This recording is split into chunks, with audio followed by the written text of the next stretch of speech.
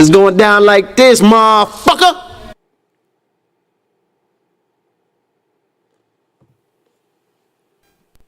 This shit is crazy. The following Nigga get mad. Say, motherfucker, what you mean you ain't gonna let me in this funky joint? Much money I done spent in here, nigga. I knew your mama when she was hoeing. Hump, baby. Shit, bet I do it over time. Fade that, nigga. Shit. Bet the ball. Off time. Shit, boy, I'm trying to make me some money. Boy, I'm hungry as a hog needs slop Jesus. Shit, gotta be a Jesus, cause too many black folks. For what he has, he says that the only way that we can solve our he says that the only way that we can solve our problem is to unite together among ourselves, among our own kind, clean ourselves up, rid ourselves of the evils that we've become addicted to here in this society, and try and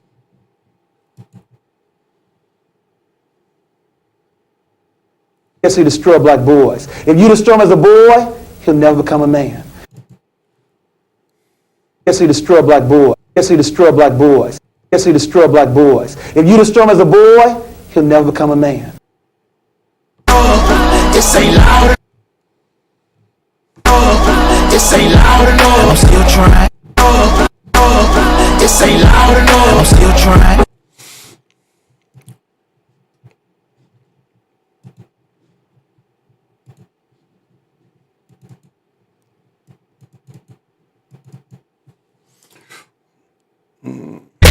I just left a lot in this bitch. I'm finna hit the shop in this shit. Hey, where the white women at? I'm trying to told you just with her man. Hey, where the white women at? I'm trying to told you just with her man. I'm trying to told Hey, where the white women at? I'm trying to told you just with her man. Well, gotta get a piece of mind. A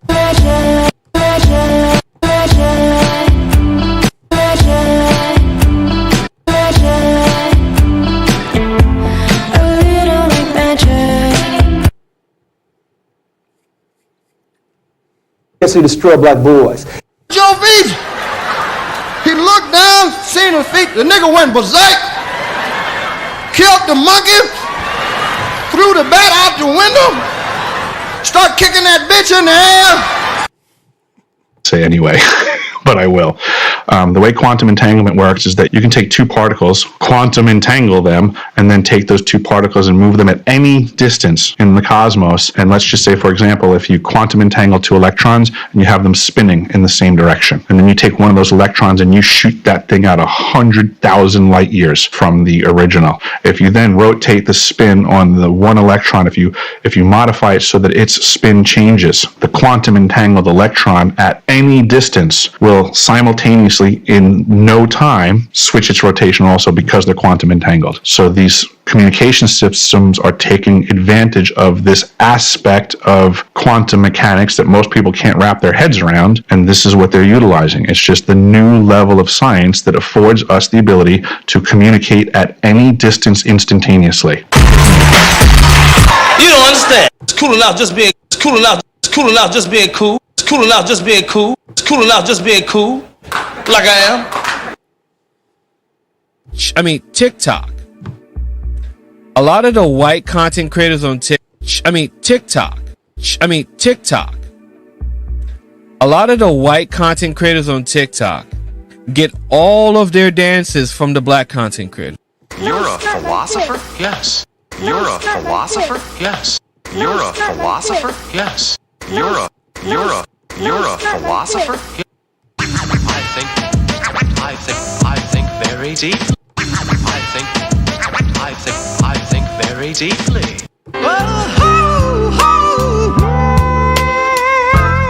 Hey, dance with me. Hey, dance with me.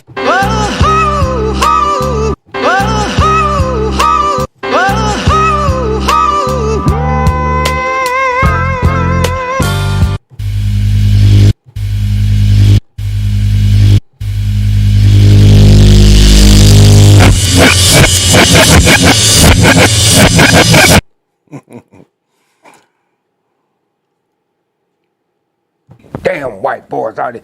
Most of them is psychopaths and all that. They'll kill your mama's mama, and you. Decent white folk that still don't know they're racist.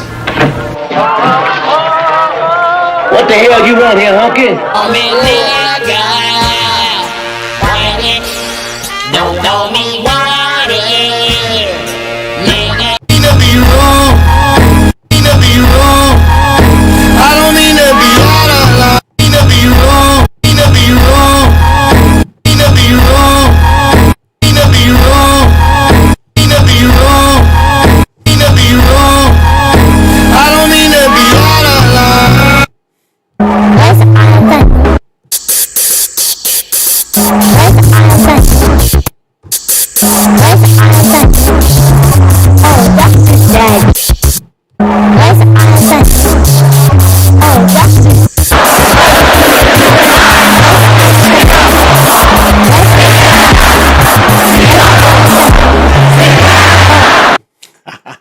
That shit was good. That shit was good. Your lines are still open. Oh shit, you can get it, nigga. You wanna get it? Your shit. Get your hands off of me, shit. The Chinese platform, you already know they don't give a fuck about your black ass. And they I think we OD. I think we OD. I think we OD. My word, can't be my equal, know what you heard. My word, can't be my equal, know what you heard. You really stop. You really stop. That's the difference when you're my baby. That's how it is when you're. Used to snort cocaine, now I be for the check, yeah. Baby, I'm a walking dead man, is what they call me when I hit the chips. It pulls up in the dip. I hit the dead man, is what they call me when I come. I hit the chips. It pulls up in the dip. Baby, I'm a walking dead man, is what they call me when I come. I hit the chips. It pulls up in the dip. I guess you go to the history of European civilizations. 250 years is how long they last before they implode because of their greed, because of their violence, because of an inability to let others be, including themselves. If they didn't have brown and black people to hate, they would hate themselves. Nigga. Nigga. Do that dance. Do that dance, baby. Lean and walk, lean, walk, lean, walk.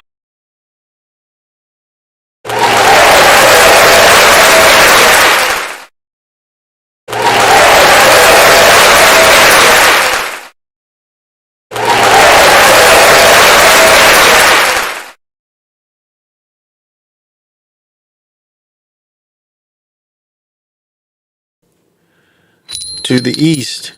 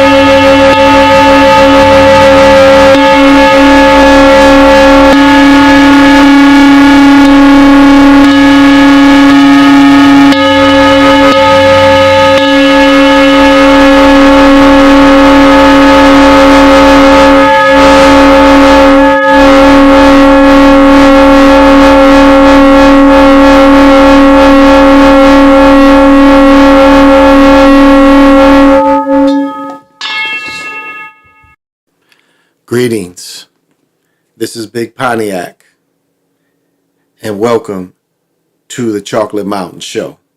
I am the holder of the infinite sacred ball game that was created by the Hero Twins, and I am that one and only Galactic Daddy-O, welcoming each and every one of you to my galactic patio that reaches from Minnesota to the universe. I guess it's time for me to check in, and you know how I check in.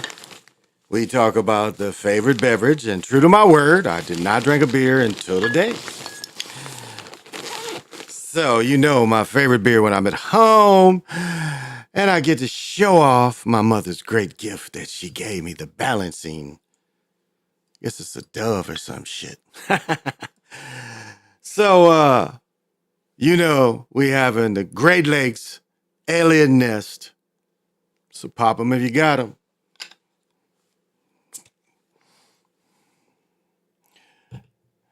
Rebalance that motherfucker. And of course, I have a few favorite glasses, and you know, George Killian's, and this is in the style of George Killian's, no doubt. Stronger though. George Killian's not very strong and doesn't like me very much. So definitely toast to everybody. And I am really good on the edibles. But you know, I'll smoke with you. We'll break the peace pipe with it without everybody. I mean, it's the modern way to break out. So, still the joint I've been smoking on. So, smoke them if you want them.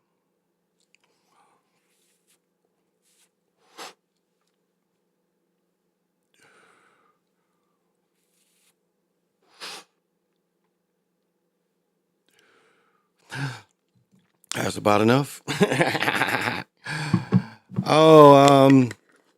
Let me see. Should I look this nigga up just to show y'all this bad nigga? I ain't got to show none of his shit. I just want to show this nigga. That's where I want to start tonight.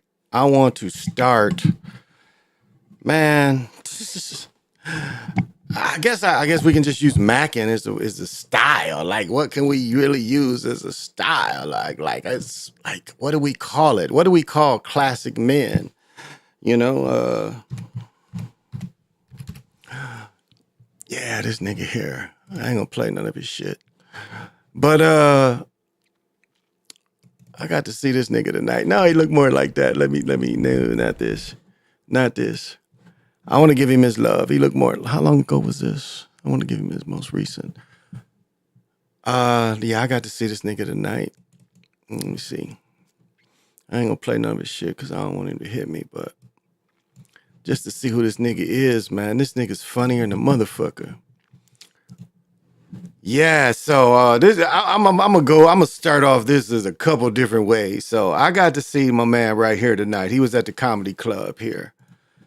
This is Tricks. And man, I'm gonna tell you, if I really like, this is an African brother, but this dude was funny. He was really funny. I got to see him tonight. It was a sold out crowd, no doubt. And you had everybody. It's like, you know, my brother-in-law, he went with us, you know, my wife and I and his wife, you know, my brother-in-law and his wife. So, you know, we all like went, and it was like mandatory 2 drinks, you know, and that all that is, I understand to pay these comics because it was 3 comics, you know, and they was selling gear. He didn't sell any gear. But what I noticed when I was leaving, I took some pictures and I wasn't able to get him through. He was with his African people, you know, that was there because it's a big African community where I live. You know, they brought all the Somalians and a bunch of others. But this dude right here is ripping it, y'all. He is ripping it. This is Tricks. Watch this. Let me see what to give him all the love. Watch this episode. And this is from but you can watch him. I'm gonna say this, like a lot of stuff he did in the beginning I thought was original jokes.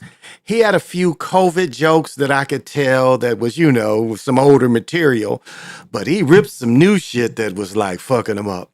And so this is what I did tonight. It was funner than the motherfucker out to, you know, of course, in the Mall of America. You know, I'm doing it like everybody's supposed to be doing it. And my second point is, okay, I was like suspect to this shit. Now I saw this shit on Prime, motherfucker sporting this shit. Let me tell you. Okay. Now, I already said the tech Nike shit, don't go out at night with that shit. If you go to a game, I'll say yes. Comedy club, it was 2 niggas wearing that shit. That shit don't look good. And I'm gonna tell you, if I would have had my Golden Needle polo, that shit would pass. that Nike Tech shit at the club, it just don't fit and it don't look good. One nigga, man, this nigga like, this shit was like he got the baby size. It kind of look. No, don't wear that tech shit to clubs and places where I was already suspect of that shit, and I've said my Timberwolves sweatsuit from last season is Nike Tech. You think I'm wearing that motherfucker up in the goddamn comedy show? I wore this with the grocery store polo, and I love this Brunio Cabrio. I think what the fuck is this shit called? This hat is. I love this hat and it matches the shirt. So I'm in there looking good as I should look. And I wore the Kobe ones because I am wearing Adidas, the Kobe one Lakers. Nigga, I'm up in that bitch, and of course with the outfit of 505s, no doubt. So but that tech shit. Don't wear that shit to the comedy club. Be a big boy, Be a big boy. Oh shit, I am changing everything up a little bit, but I got people that's my main man, and that is PJ Allen. Much love to you. And I know you know how to take care of my bitches. You saying you can't control your bitches? What? And I know you definitely got to have vision. And since you're the first one and you got the biggest booth in the joint, I know you would join me in. Would you like to dance with me when doing the cosmic slide? Oh, kills me. But there's only one rule with that Ford Lightning. Don't touch my truck. But if you do.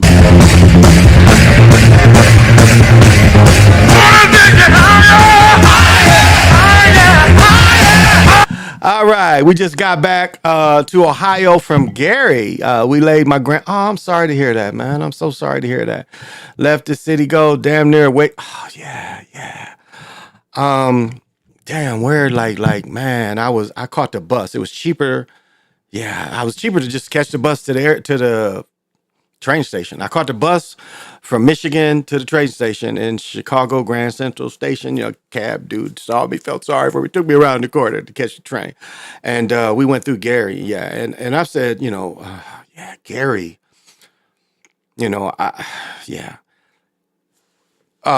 So people don't understand, really, when they showed us the first story of the Michael Jackson family, they talk about it a little bit.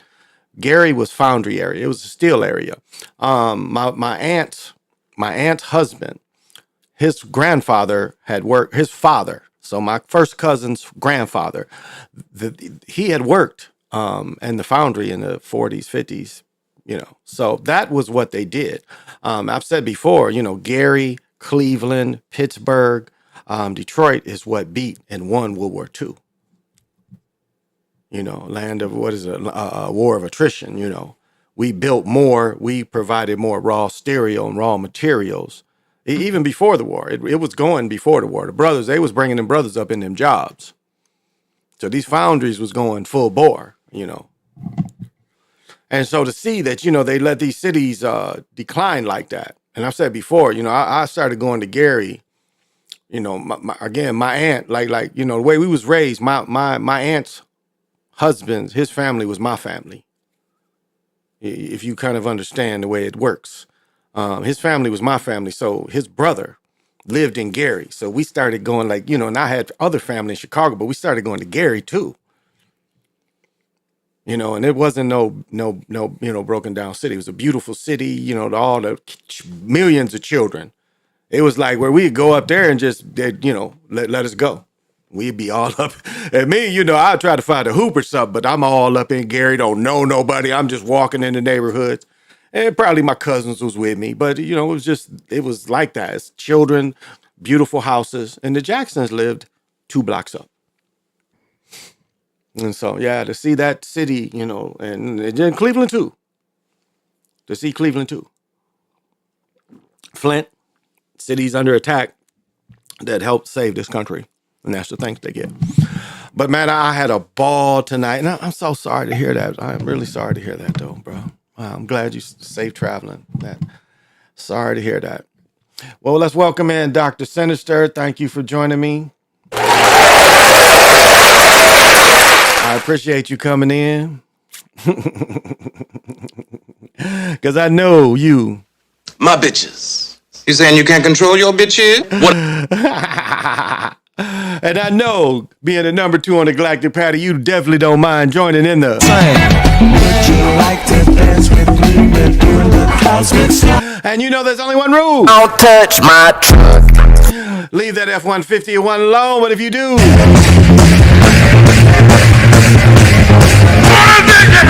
Welcome, CWE. Thank you for joining.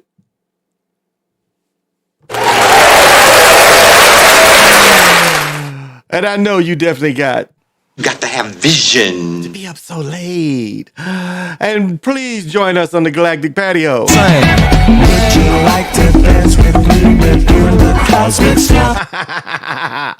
But there's only one rule. Don't touch my truck. Leave that F-150 alone. And if you do.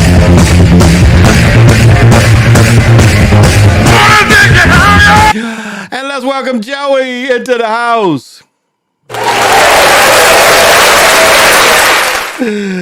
Oh, and I know to be up this late with me, you definitely got to have vision. And please join me on the Galactic Patio. Would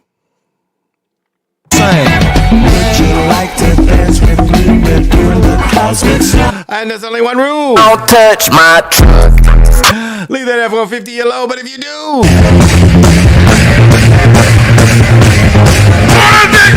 Gonna take you higher. Let's see. I don't know. Let's try it. I think I can play like so slow, half a joke. I don't know, because they motherfuckers be funny about this shit, but let's see. Mama's so fat, she's on both sides of the family. You know how... He said the mama is so fat, she's on both sides of the family. He told that in his set tonight. She's so fat, she's on this side and that side. So I hope that was just enough, but he's funny. He's really funny. I mean, he killed it. The other two brothers, one brother said he was 53. It's funny. He said, and this goes into where I've said this before about reality and reality being fucked up and not real. Brother said something. He said when he's 53. He said something happened when he was 53. He would piss, then put his dick back in his pants and piss would run down his legs. He said he'd have to go change underwear and change clothes and, take another shower. And he said, like, what causes this? And I've talked about this before. Damn near no matter where I stand, and this is some reality stupid shit. I can be standing on the other side of I can be standing on top of the bowl of the toilet and pissing down. Some kind of way piss will get on the floor. Like if I stand up, piss is going to get on the floor. It's in possible angles. I done videotape myself and looking at it and analyzing how does the piss get on the floor from this angle. I'm sitting there scooting, I'm damn near to the back of the flush, standing over this motherfucker, and I'm pissing down, and I'm hearing behind me shit going on the floor. That's a fucked up reality breakdown, but it was funny the brother said that. Let me catch up. Oh, thank you, Dr. Sinister. NFL is going to flip it for the Chiefs.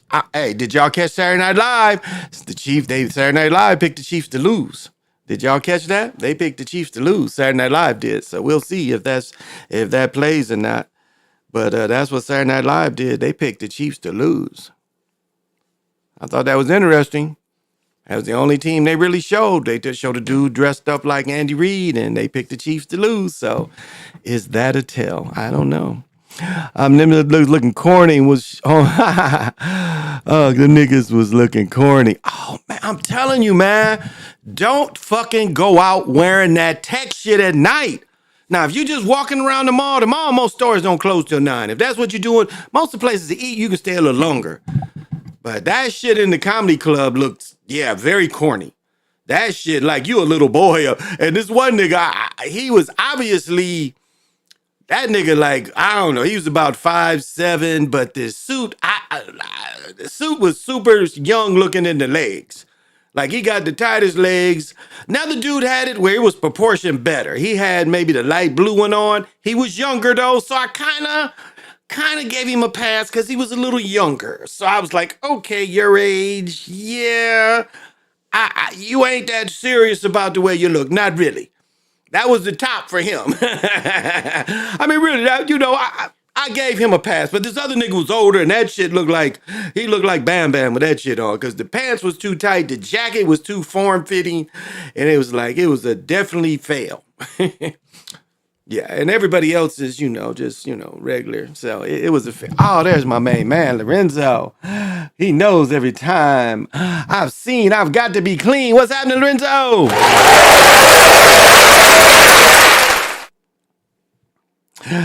And I know you got to have vision. And I know you would join me on the Galactic Patio getting down. Would you like to dance with me? We're doing the cosmic slump. But do you know there's only one rule? Don't touch my truck. Leave that F-150 alone, and if you do...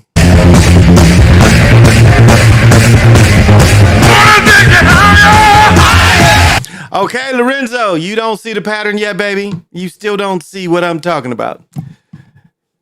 Between me and you, Lorenzo, you don't see the pattern. You got to see the pattern.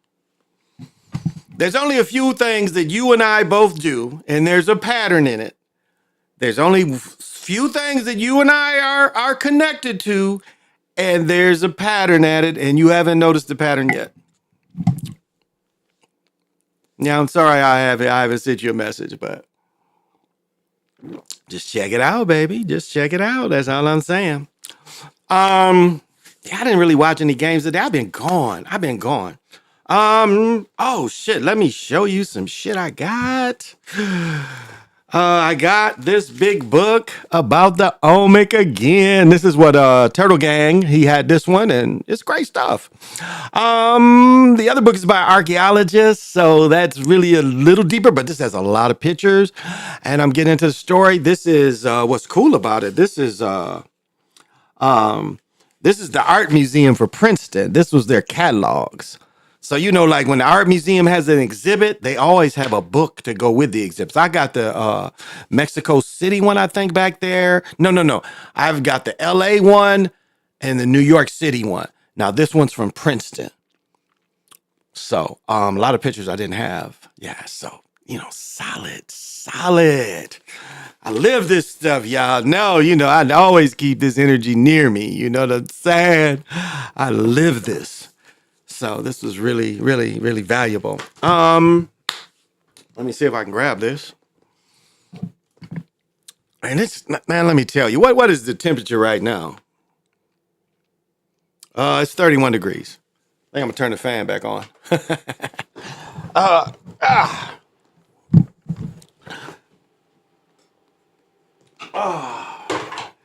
And I want to bust this out. And this is the fur I just picked up. Older niggas like furs and shit. And, I want to see if I want to deal with the company. That was another thing I wanted to look at. I wanted to look at the quality, the way the pelts are put together, the way the lining is, the pockets. And, it's like, because when you buy more expensive furs, you want to understand that, okay, I want to look at one of their less ones and see the quality of this company. And I must say I'm impressed. I love this. Inside the stitching, they went with the pelt. That is outstanding. Inside the stitching, they went with the pelt. This is Winter Fur of New York. It's a couple of names under it. But it seems like it's made in Japan. So, but the pelts, from top to bottom, the pelts are really, the way it's put together is really outstanding. I'm a quality guy. And like this, I just noticed with this hood, I can put this on my other coats. I noticed with this hood, I can actually. And so, the pelts are really nice. It's super soft. And, white is still the color. And it's super soft.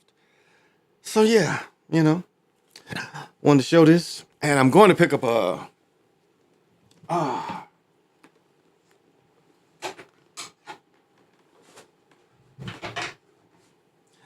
I'm going to pick up a Shirlene coat tomorrow. I thought I was going to do it today, but the person I'm buying it from, so I'm definitely getting it in the morning. It's a Shirlene jacket, you know what I'm saying? Shirlene, you know, lamb. Yeah. So I'll have that tomorrow. So tomorrow night show after the game, you know, we'll go over that. What'd you say? Even though the NBA had triple headers on ABC today, my Knicks beat the Heat. The triple part I didn't watch. Yeah, I've been gone. I've been fucking around all day. Yeah, what's the pattern? Come on, you got to see it. We participate in a couple things, and you got to see the pattern between us. And it's definitely between us. If you look at it, but that's all right. Thank you, PJ. Yeah, it's soft. I got a pretty good deal. Oh, I'm getting a super deal on this coat tomorrow. It's only a couple $100, and it's a full Shirlene. I mean, it's lamb, and you know the reason why this stuff is going because it ain't cold here. You know, it ain't cold, and it's from Berman Furs, which used to be downtown here. Right now, there's no store. Nordstrom's. I probably could order a fur through them. Nordstrom's, yeah, Nordstrom's. But that's about it. As far as low, it used to be Berman's Furs. We used to have another place downtown too. But so it's a good deal for this coat. Yeah, I don't care if it's cold or not. This motherfucker nice. It is nice. It's definitely official. It is definitely official. Oh shoot! I bring my I'm just sucking on this little piece of tobacco. Oh, but man, it was so yeah. I've been, you know, I didn't mention it before. We were supposed to Devontae, what's happening? Chief versus Lions Super Bowl. Yeah, it could be, but I think the Ravens. I think the Ravens gonna play the Lions. Like my day, I don't want to repeat myself, and I am, but I'm sorry. But again, we didn't go to my daughter's because my daughter is part of the national team in the baton, and apparently, because I noticed this before, we went early. The national team performed first. One of their best. I'll say they got two girls that are the best, but one of the girls performed other acts. The best girl, she left.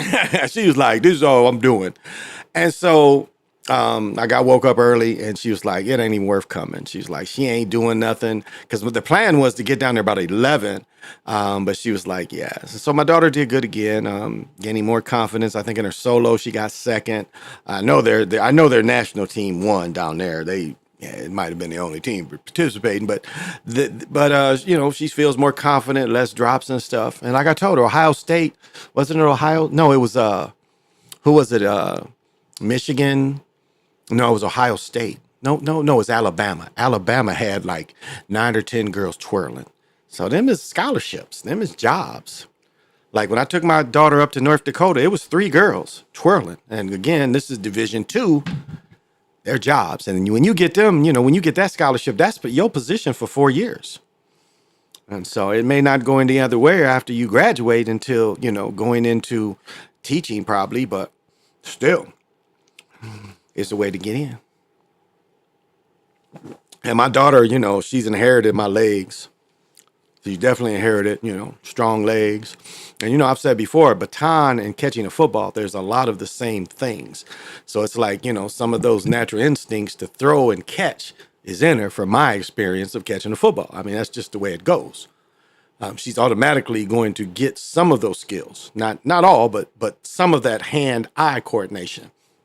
And again, you know, I'm able to sit down and really break down like the skills they're using. So didn't get to see him. Didn't get to see her today. So the thoughts coming up with trading spots, information of both of us in the slide chat. Then after his live stream, your start, I join in. And again, indeed you do. That is one of them. Yeah, indeed you do. And I appreciate it. And I know he appreciates the support too. So that was part of my day today. Breaking down the games again. I'm still, you know, convinced. I've said all the time, you know, underneath, you know, even building up now, you know, we're building up. The Shiva kind of energy, you know, the Shiva kind of energy is building up. It's the baseline of this ritual.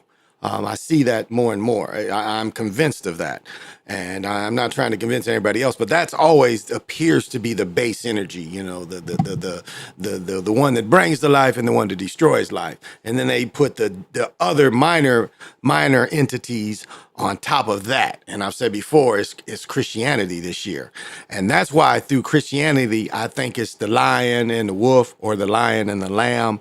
That seems to stick out to me. That thought of Christianity, the lion and the wolf, or the lion and the lamb. So what are we looking at? Now, if we're looking at the lion and the lamb, I would definitely lead more towards thinking the Ravens. You know, that would really make sense. Now, if we're looking at the lion and the wolf, then definitely the Chiefs. So I don't now San Francisco again, you know, just the name Francisco, it's Franciscans, you know. So that also, you can't, you know, count that off as well. And they have the pyramid. So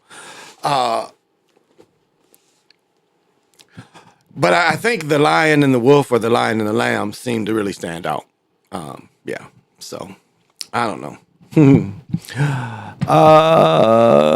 The thoughts I'm coming up with is trading. Yeah.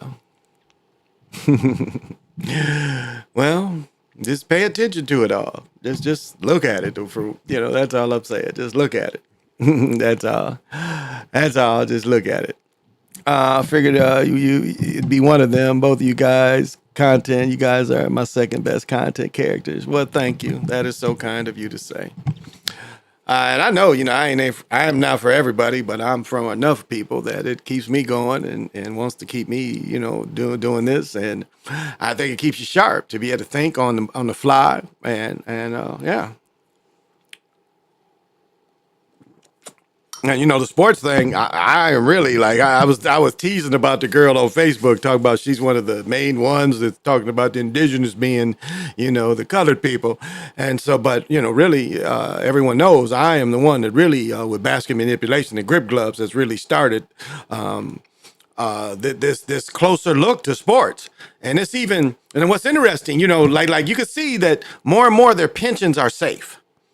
Because PJ sent me something about Rasheed Wallace, and Rasheed Wallace act like he's telling things. But again, remember, these people are still on NBA pensions, and there's so there's only so much, but they're allowed to say so much. Because I think what turned is Doherty. Because again, when he talks about carrying and stuff, that's not fixing the game for anybody. That's referee's revenge on one player, saying we got control of the game too. And when it didn't matter who win or lose, he's not going to win. So what Rasheed Wallace is like I said, you know, PJ, and he talks about how they beat Kobe, and that was really fixed. I mean, everybody can see the Detroit, and I've said this before, and I said the other night, Detroit only won that championship because they didn't draft Melo. That was their prize for not drafting Melo. Drafting that bum, and they want to blame Kwame Brown, but not that Milovich. He was the worst top pick ever. It was like they didn't even scout that dude, and it was another dude the Pistons got. They drafted him. They drafted a cat. Maybe y'all know this cat. His name was D Young. D Young was his last name. He came out of high school. This cat didn't even make it to camp. They cut him. And he was the top pick. He was their top pick one year. His last name was D Young. I remember when they drafted him, you never heard about that cat again. So I don't know what kind of guidance he had, but so you know, they're gonna, again, they're gonna release so much, but they're not going to talk about, as I said before, you know, they're not going to talk about that, like them being allowed to win a championship because they didn't. I mean, no smart general manager wasn't going to draft Melo. It was no way anybody can be convinced that this boy that never played in the big time game, and you got a player that the way it worked from Isaiah Magic, you win the title, you go to, you know, and you know that's your team. You can't tell me that Joe Dumars was that, like, you know, no, that came from up top. We'll give you a championship. Don't draft Melo. Melo will never win it. We'll make Melo, what do they call it? A journeyman. And that's what Melo ended up being. He may end up being a journeyman. And he would have been a champion and maybe multiple champions with Melo with the Pistons like it would have been in any common sense. Franciscan was when Snoop said on Dr. Dre's Dre Day was when he told Uncle Luke, I heard your mama, Francisco Dyke. Yeah. That's a good one. That's definitely a good one. I like that. He really did. But I mean, the Friars, the ones that did the, what is it called? The ones that they call the nine. What was the brother that was Creed and the Fahrenheit 451? That's what they did in South America.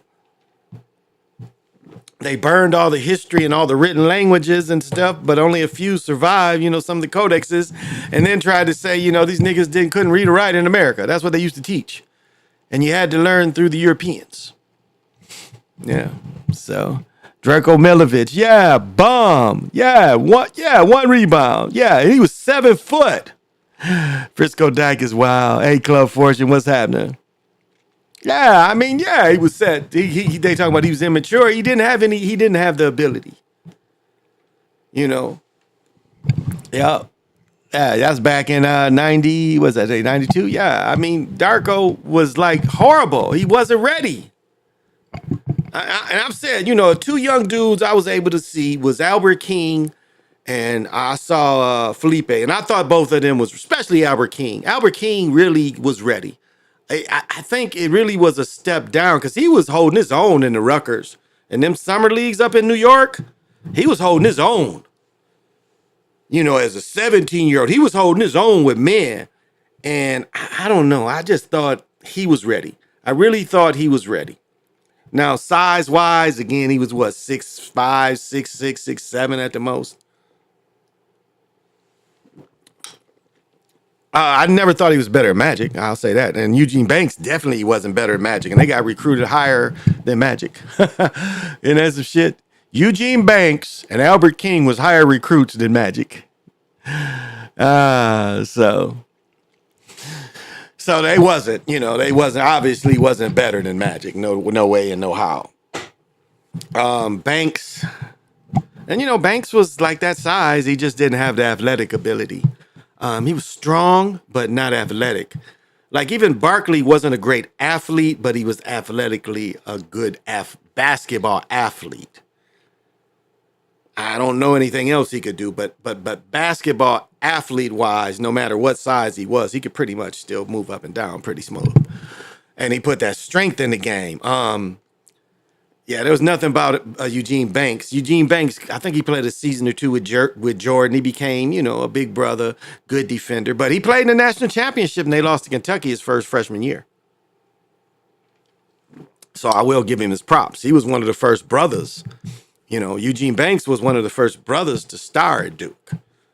He was before Johnny Dawkins. And his freshman year, he helped take his team to the finals. Hard hitting, what's happening, man? Thank you for joining me. Melo mentioned how the Nuggets replaced him. I mean, like what you have to understand and what they did and the way they've changed things. So think about it. They tried to run all the American-born big men out of the league. They tried to really force them out of the league, and then here they all and saying that it's just a fast-paced game with dudes shooting threes. And then they bring this guy that ain't so fast and can't really jump. And then, they bring in a style of play for a couple seasons for him. The ref calls, a lot of ref calls for him, And so all of a sudden you got one team that this cat can have the ball for, the Barkley rule. So, you see how they try to push it forward. Detroit Red Wings beat Vegas in hockey tonight and Warriors lost. Maybe signs that San Francisco loses tomorrow. That's a good point. Thank you, Hard Hitting. That's a really good point. Club Fortune, what's happening? Back in the early 2000s, there was a fair amount of overhyped Europeans. Darkweb, Lampa, Tuzovsky. Who was the one? Well, I go over his name. The guy that opened up. I think he played with San Francisco at first, and then ended up with New Jersey. But now Rasheed Wallace did say one thing that was right. And I was surprised he said it. And I've said this from the beginning that Markovich, no, what is his name? The first cat, he played guard. What was his name? Sabaris,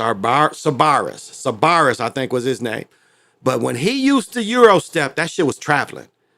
And Rasheed Wallace kind of mentioned that. How you can shift your leg you can swing one way to the other.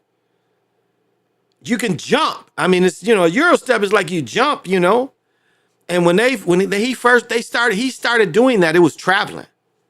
Sabaris, I think was his name. He played with San Francisco, and I think he played maybe with the Nets, but San Francisco, no doubt. And that shit was traveling. And Wallace talked about that. That was one thing that he told was right. He was like, now they teaching them they can do that they can hop one way and then jump again. You can only jump. You can come to a jump stop. You can't jump stop on one foot and then jump stop on another foot. That's what they allow you. They allow you to do a jump stop on one foot and then you can jump stop. But that used to be traveling. And all of a sudden you can do that. So he was right about that point. I thought the league had to step in and told Pistons front office, nah, y'all about to win and you can't get Carmelo. Yeah, well, I mean, they was only win it once and then they lost to the Spurs, which I thought they had a better team than the Spurs. I definitely thought they had a better team than the Spurs. PJ's jumper was lined up always automatic. Drazen Parkovich was nice. Now that he was another one, to tell the story about him, he was another one like Tony Kukoc that they said he stank. That he said he stank. Like he stank too. Them cats was coming over here. They was like he was one of the ones too where Mugg said he came over here and was stinking like Tony Kokovic. Tony, but they said him too, that dude too, and he was a sacrifice. That dude got sacrificed for the rest of the European players. He died in a car accident. I was looking up some cat, maybe I looked up with y'all the other night, he sang a song, and I don't know if I was with y'all, and it's like, this dude brought a brand new Thunderbird, and the Thunderbird, part of the front axle broke and killed him, made the car flip and killed him. And you can't tell me, the Ford Motor Company ended up paying him, but that was a hit. There was ever a hit, that was definitely a hit. So, he was a perfect fit for the Kings. Yeah. Marshallonis, yeah. Sabonis, Marshallonis. Yeah, Marshallonis. When Marshallonis came into the league, when he would do the Euro step, it was traveling. And it was frustrating. Even announcers was saying, and it wasn't a couple years till they passed it, but at first that shit was traveling. And that's what it reminded me of. I was listening to Rashid the other day, and that's what it reminded me of, is how it was traveling. That's what he was saying. He was that was one thing he said. And again, these dudes is pinching. So they ain't saying nothing they ain't allowed to say because they are still under pension. All right. So what they saying, they're allowed to say because they getting it. Think about it. All this script stuff, they getting it. So they want their people to tell the story. They don't want all us in the background that's doing the research. They want them to, you think that the scripting is through them. But keep in mind, all them talking is still under NBA pension. And so what they saying, they're allowed to say. So keep that in mind with them. Yeah, I thought he was sacrificed. Yeah, he was definitely sacrificed. I saw that even back then. I said that. That was like, I was like, yeah, they killed him for the rest of them to come over. No doubt. Yeah, they killed him. Yep, who died in the car crash. Yeah, he was definitely sacrificed. Hey, Siova, what is happening, man? It is always good to see you. I know I got you somewhere here. Greet you with your own words.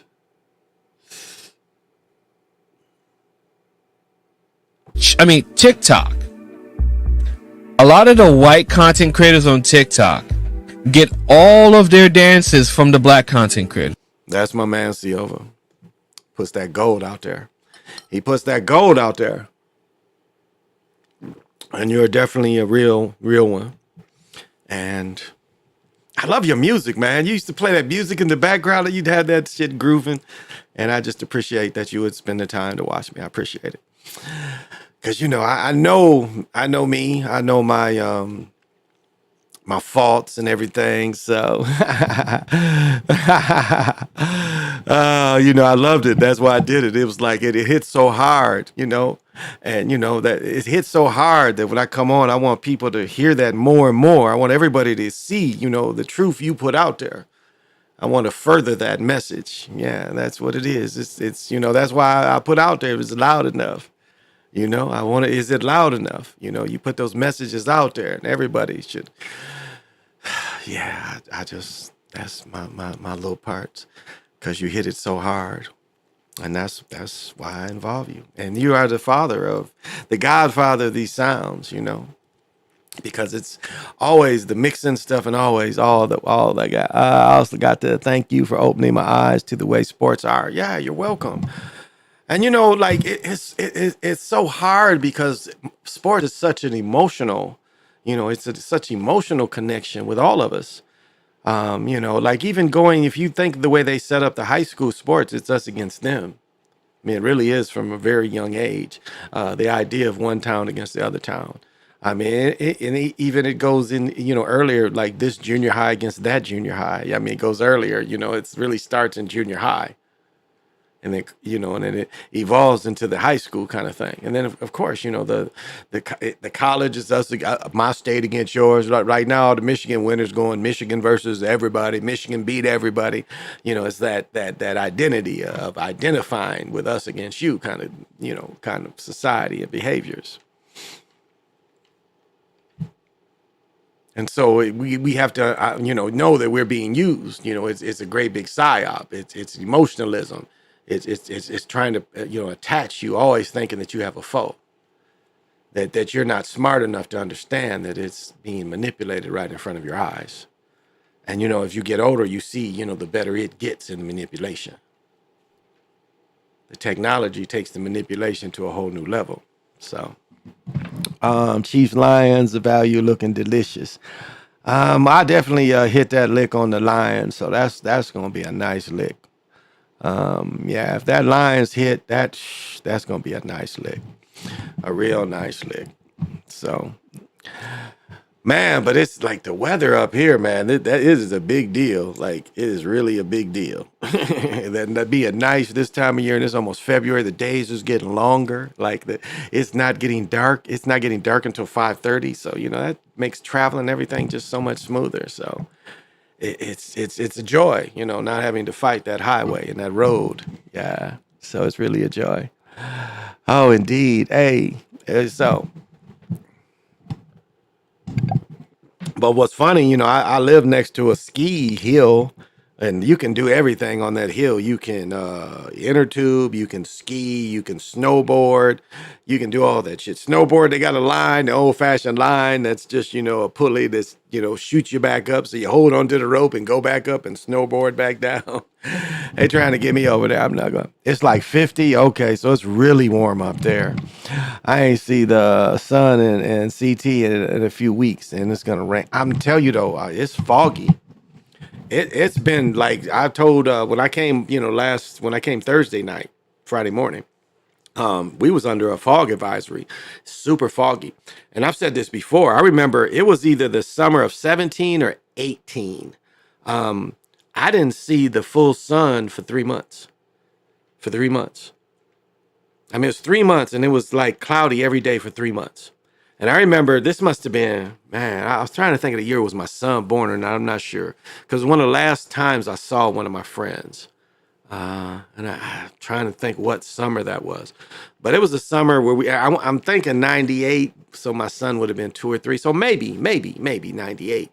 But we didn't have, in Michigan, we didn't have a summer at all. Like it never got beyond probably 81, 82. Most of the summer was like 74, 75. It was like a summer where, if I remember right, we did not wear shorts. It was like a summer where nobody really wore shorts. It was that kind of summer. So we're seeing a little bit of, this winter where like I think I showed a couple of days ago, we're supposed to have the pond championships here. And then they have the big high school tournaments, big outdoor tournaments, and the college plays outdoors. Man, it's not cold enough. And I think next week we're about to set a record for a warm date, Monday, Tuesday for January, you know. So this is so far one of the warmest winters we've ever had. Let's see, I might put 20 on the Lions versus Chiefs Super Bowl. Have you figured out? Just have to figure out, might as well Lions to beat Chiefs is 2,300. I'm taking that too. If I could find that one, I would definitely take that too. But I'm putting Lions to win it all, and like they said, it's a nice little figure for that. So I'm getting that. I'm taking all Lions. I'm definitely taking all Lions. So, but we'll see. We'll see what the cues we get, and I'll come break it down tomorrow. And yeah, I'm getting that old coat tomorrow, so I'm kind of cool. It's a super deal. I mean, it's a super deal, and I don't care if it's it's not cold or not. It's going to be cold eventually here, and I can go out looking marvelous. Cause it's like that old kind. Cause like my son wrote me and he said he laughed so hard. What did he say? Black Mafia family. They talked about somebody wearing the old shiny Adidas suit from 78, 79. Them Adidas suits, they was really like satin like, they shine. And they was talking about being Rob wearing them shiny Adidas suits and wearing gaiters. Now we used to wear the superstars with them. We didn't wear the gaiters with them. But I wore my share of Gators, Stacey Adams, all that. Hats, the hats just never went away. You really feel the Lions a Super Bowl champion? I just look at, from everything I'm breaking down right now, it seems like they really might let them go through. The league owes Detroit. They really do. And so to let the Red Wings win, let the Pistons win, they even let the female team win when they had the WNBA. So that, and the Tigers have won in the last they won in. Tigers have won, so 85 maybe of some with the last time with Kurt Gibson. Maybe the Tigers won since then, but I mean, why not the Lions? It's like the Lions is one of the oldest football teams in the league. Why would you keep them out? That just doesn't make sense. That you would keep them out. And you let the Bears in. You let the Bears win one. Then you robbed them the next year. Well, they robbed a couple teams because that football game they played in the fog come on. Made no sense. Couldn't even televise the game. Y'all remember that shit? They showing that shit and man, I get myself.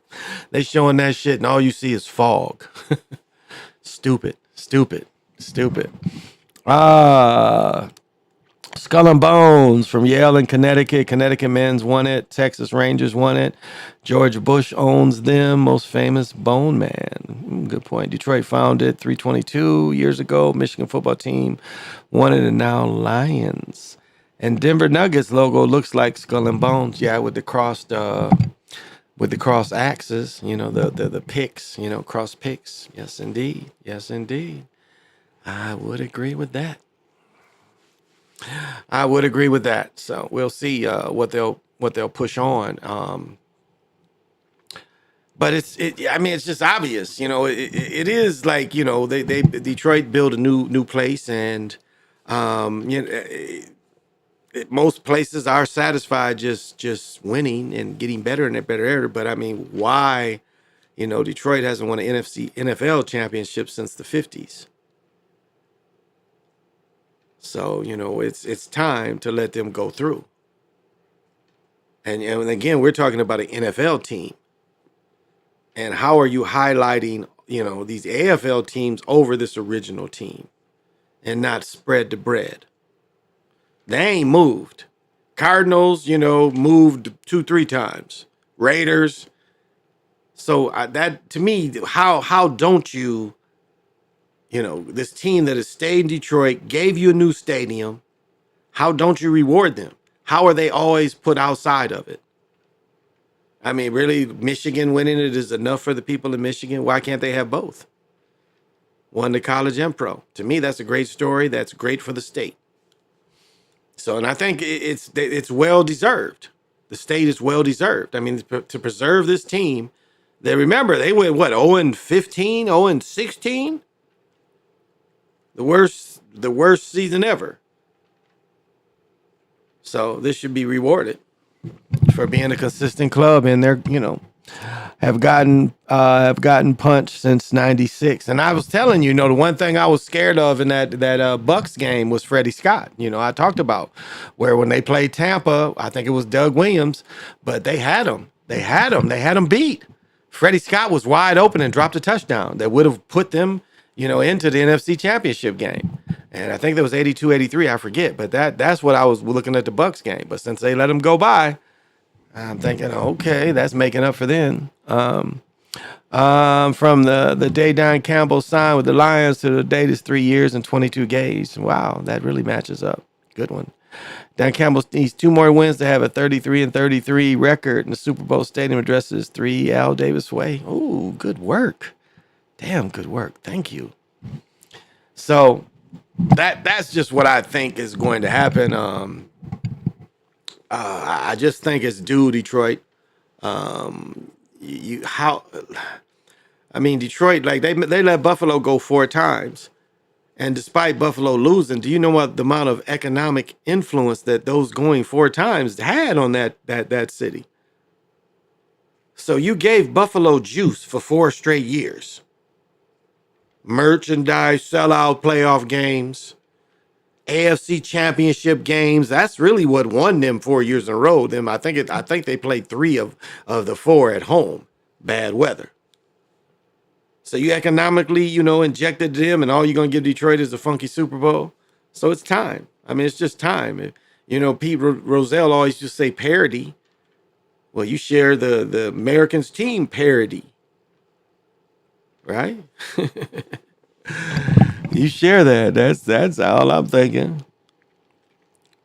So I just think it matches up for them, and it's finally their reward. You rewarded others. You rewarded the Bears. So it's time the Lions get rewarded. If you just look at like how long that you are part of this business and you're putting everything in the business and the business doesn't reward you. And we're talking about what, 1920? We're talking about over 100 years. The Lions have been operating. The Ford family has bought them what? I'll be 63 this year. At least 63 years that the Ford family's owned them. And when they bought in, they had won championships in the last 10 years before they bought them. Well, Bobby Lane, I think Bobby Lane won 3 championships while he was there. So, you can't say, they haven't had championships.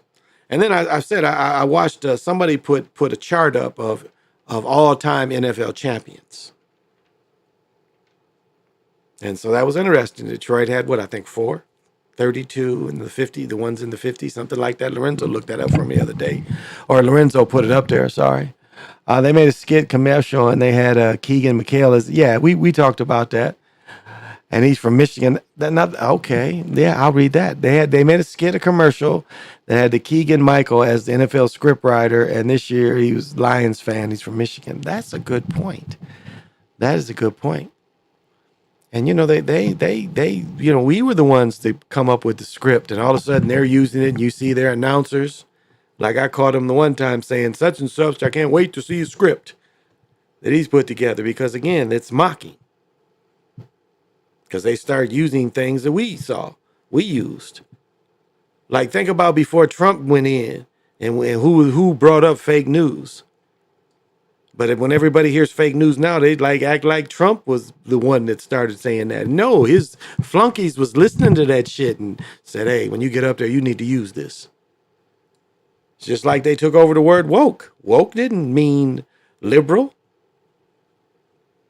It meant a person that is coming to a little bit of their own consciousness. That's what it meant. You woke up from the bullshit. Ain't have nothing to do with being a liberal. But you see how they want to change words to use it for their power? Woke did not mean being liberal. But all of a sudden you hear, the talking heads across the country. Yeah, Jesus saved. Thank you for coming. I appreciate it. But yeah, and I broke that commercial down too. The ones that was the babies and the ones that was the men. It was so generic the way they put that together. with Peel and the script writers. And again, they're trying to make mocking of us, but again, admitting what it is. Admitting what it is. And so that is something that we're on top of. And so, it's like, that's why I don't do a lot of the showing, the shots moving and stuff. I've done so much of that, you have to understand that it's in play. And so just because I don't do that a lot or show the shots anymore, it doesn't mean it doesn't happen. And I'm not seeing them. It's just like, how many times can you beat a dead horse? You have to change, say, okay, if you don't see it, then that's on you. That's not on me.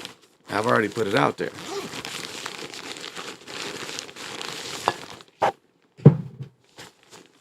Oh, yeah. And I'm not going to go too late now, but I appreciate everybody that's hanging in there with me. It's so nice. It's so nice that people can come and they comment, and I really appreciate it.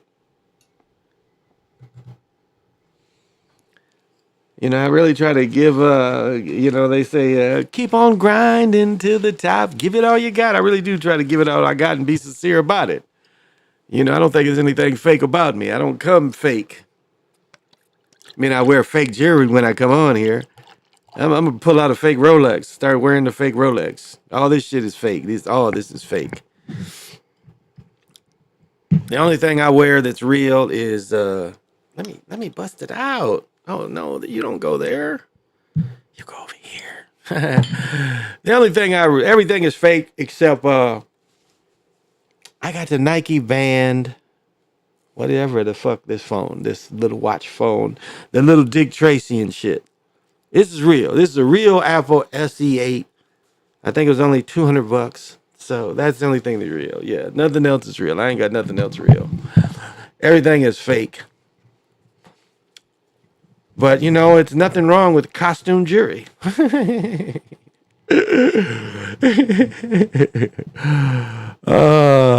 kid, Carrie Burke. Give me a little more cut version. That would be perfect.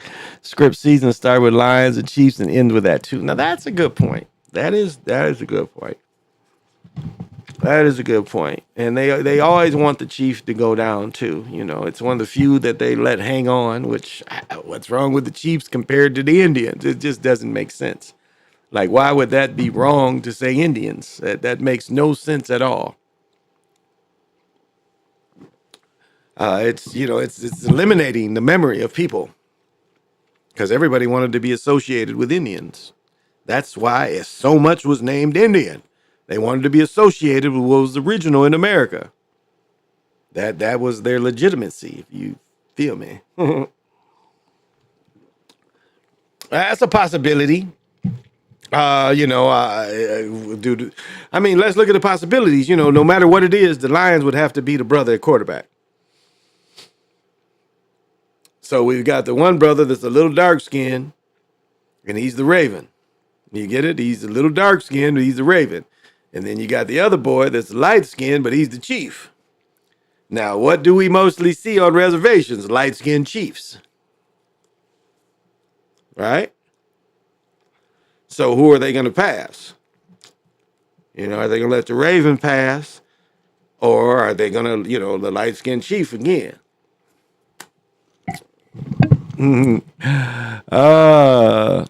From week 1, Chiefs versus Lions Super Bowl date is 22 weeks and 3 days. 2-2-3 again. Damn, good work. Thank you. Thank you for putting that effort in there. I appreciate it. So soak it up. Soak it up. Definitely soak it up.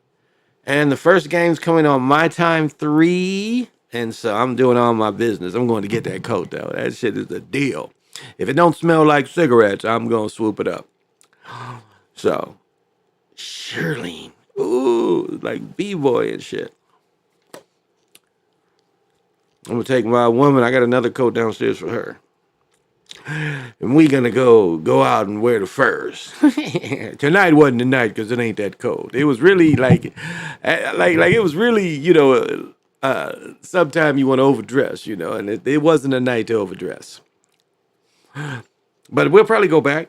It's a cool thing to do, go to the movies and shit all the time. Go out to see, down to Dakota. Nanji, I told you, but Nanji, we was gonna go and it got sold out. But it was on a Wednesday night, so it was kind of like, iffy anyway. But he was sold out both shows. So we're gonna start, my brother-in-law and his wife, and my best friend, and my best friend's, he's been a little under the weather. He got hit with COVID again. So, I'm not hooking up with him, and I'm going to my brother-in-law's house for the Super Bowl. Here's some shit. Anybody know about this shit? Okay, and I'm not gonna say who had this, but anybody hear about? It's called cannabis. What the fuck was it called? Cannabis. Some shit with cannabis. This is what I was told happened to somebody I know. They said that the cannabis they smoke is so strong it fucks up their stomach a little bit and it'll make you throw up. Anybody heard about that shit? Where you smoke so much high grade weed that it makes your stomach fuck up and you throw up and shit. But I'm gonna get the name of this shit and bring this shit out here because I've never heard of that. Where if you smoke weed, because most of the time weed is settling your stomach. And how could I'm gonna tell you? Now one thing. Damn, yeah, I'll tell you one thing that fucks your stomach up is opioids. Fuck your stomach up. Like that's why motherfucking be heroin addicts. They can't shit. That's why, when they talk about Elvis and Elvis died, the story they gave, Elvis died because he couldn't shit. But he had the best cocaine ever. He had that blue shit that you could just put up your nose because cocaine's blue. And I've told the story about my son before. And the whole story is we go to the hospital. My son has broken his wrist. They was playing limbo and, with rollerblades on. The great aunt is letting their grandchildren and my son play, and he broke his wrist. And I remember I saw a big piece of, I thought snow. That shit was so big it tore my muffler off. And no, this was the time where my son had got some wood in his eye. And they showed me that little blue shit. They said, this is yours. I should give it to you. That's what the nurse said. I would give it to you because this is yours. You're paying for this. And it was blue. And they use it for the eyes. And that's what, when you get into, not Carl Jung, but the other cat, Freud. You get into Freud. Freud was like, just be on that shit, inject that shit and love it. And the cat that invented, to put it, to use cocaine as anesthesia, to deaden the eye. That's what made, the overall use of it. So Freud lost. And the cat that said, put this shit in the eye to operate on the eye. It's like, but that shit's blue. And that's what they say Elvis used to be on, that blue shit. To advance to the 57 chip, the last time Lions was in NFC Championships. Oh, let's see. Let's get it. Okay, I missed this one. It's been 66 years since the Lions won a playoff game on the road, and that win came against the 49ers. Wow. And to advance to the NFC Championship last time. And somewhere in there, we've got to look at one of them John Brody playoff games too. I think one year John Brody knocked him out, and the next year the Lions knocked John Brody out. Now this might have been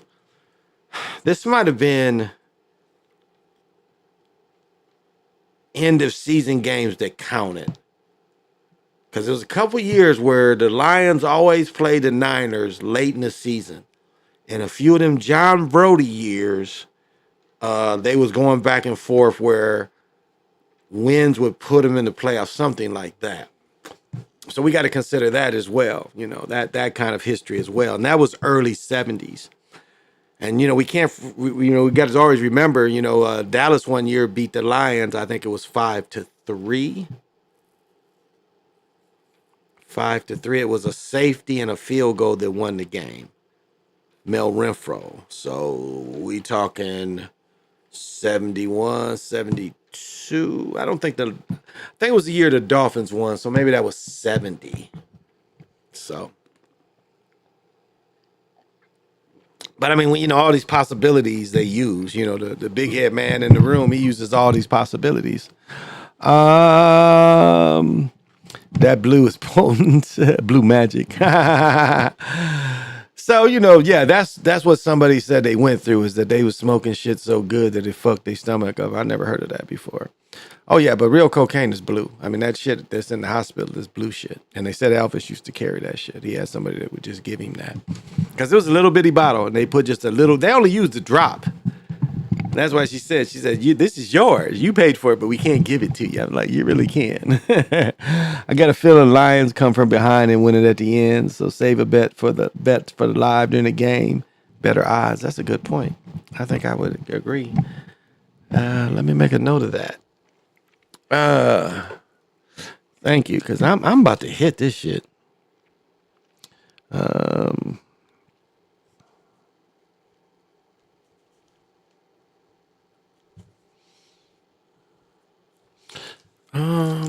What's this shit over here?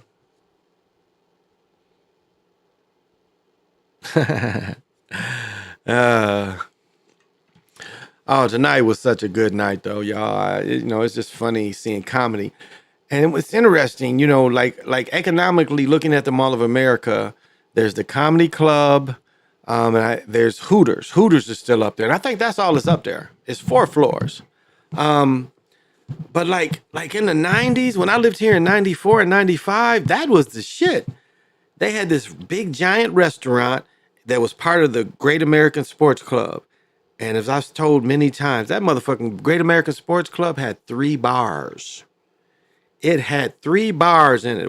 The first bar was, R&B bar. The second bar was a piano bar. And the last bar was like a pop bar. But in the big ass bar where there's a ring, they playing music and shit too. They got videos. They had the original virtual reality kind of with the headset. And they had I think it was a Ruby Tuesday or a Fat Tuesday where they just made daiquiris. They had another Gators. I mean, on the 4th floor, it was popping.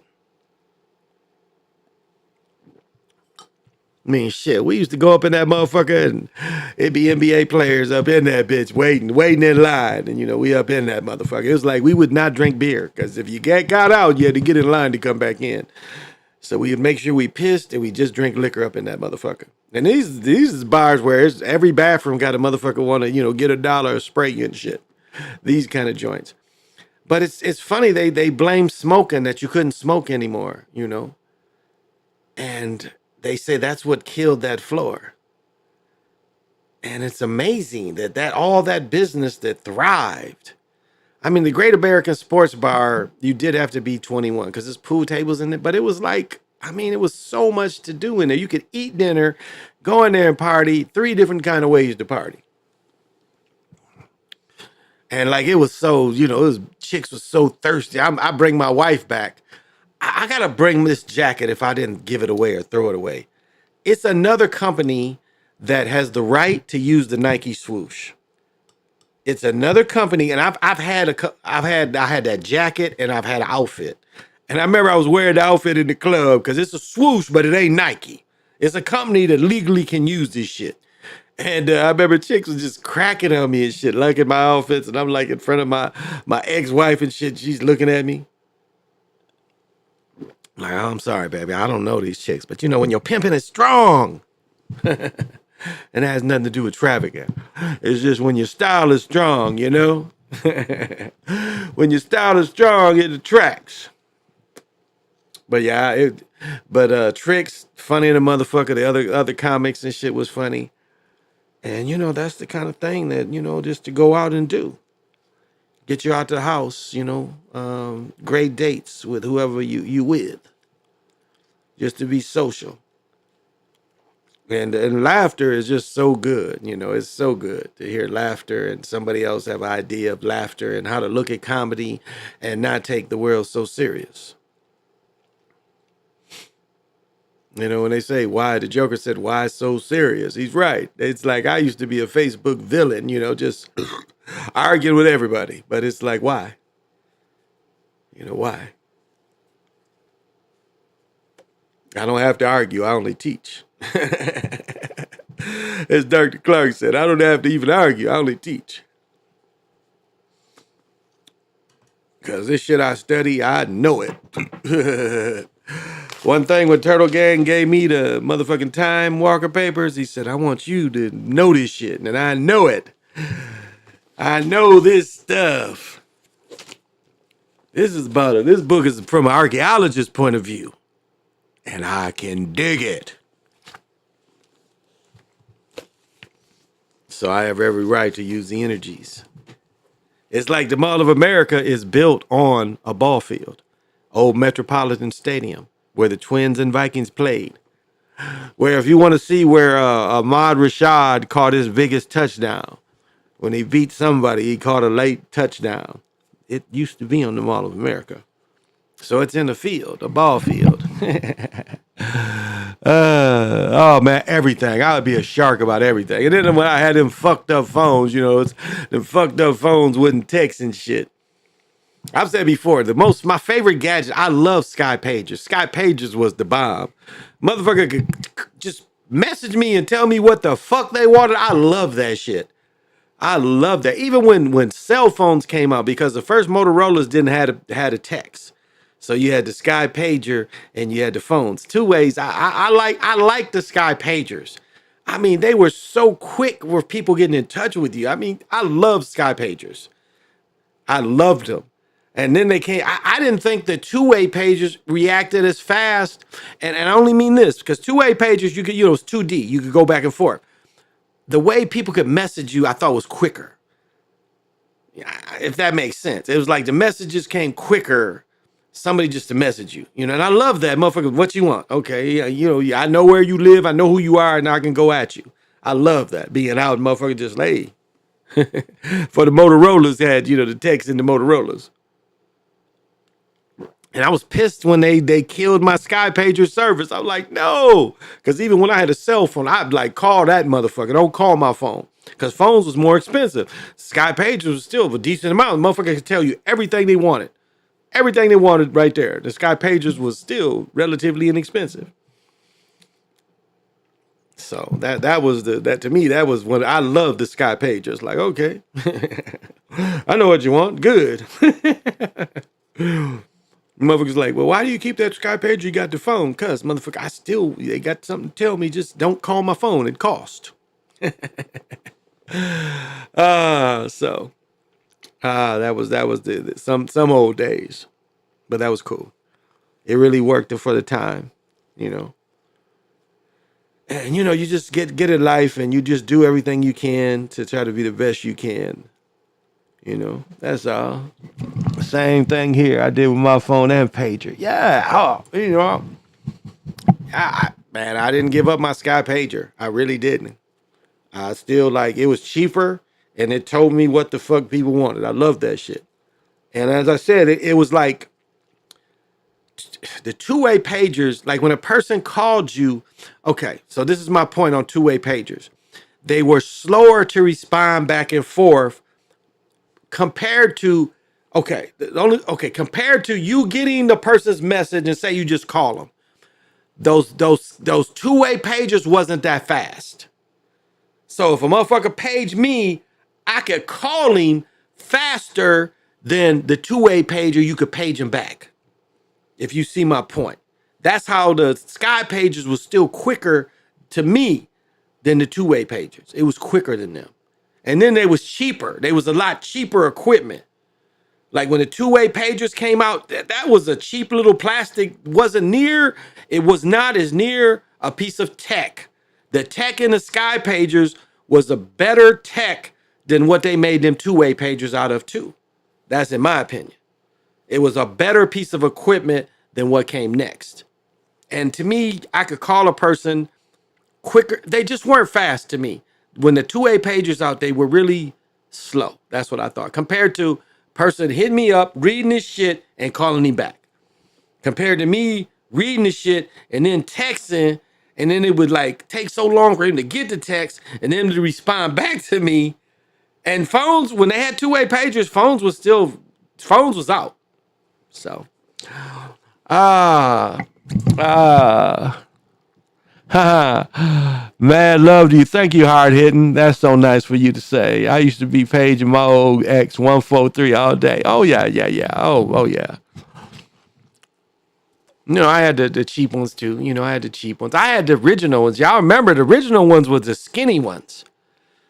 Like the original pagers, and this is real players that had them. I mean, they had the skinny. They was skinny. They was, what do I got to show you? The original pagers was like long and skinny. And all it did is beeped. It just beeped. And when you got the beep, you called a number. Y'all, did any of y'all had them? When it beeped, you just called that number back, and then you got the number and shit. That's what the first page was. It just gave you a number that you could call that number. As I had that shit, it looked like a pen.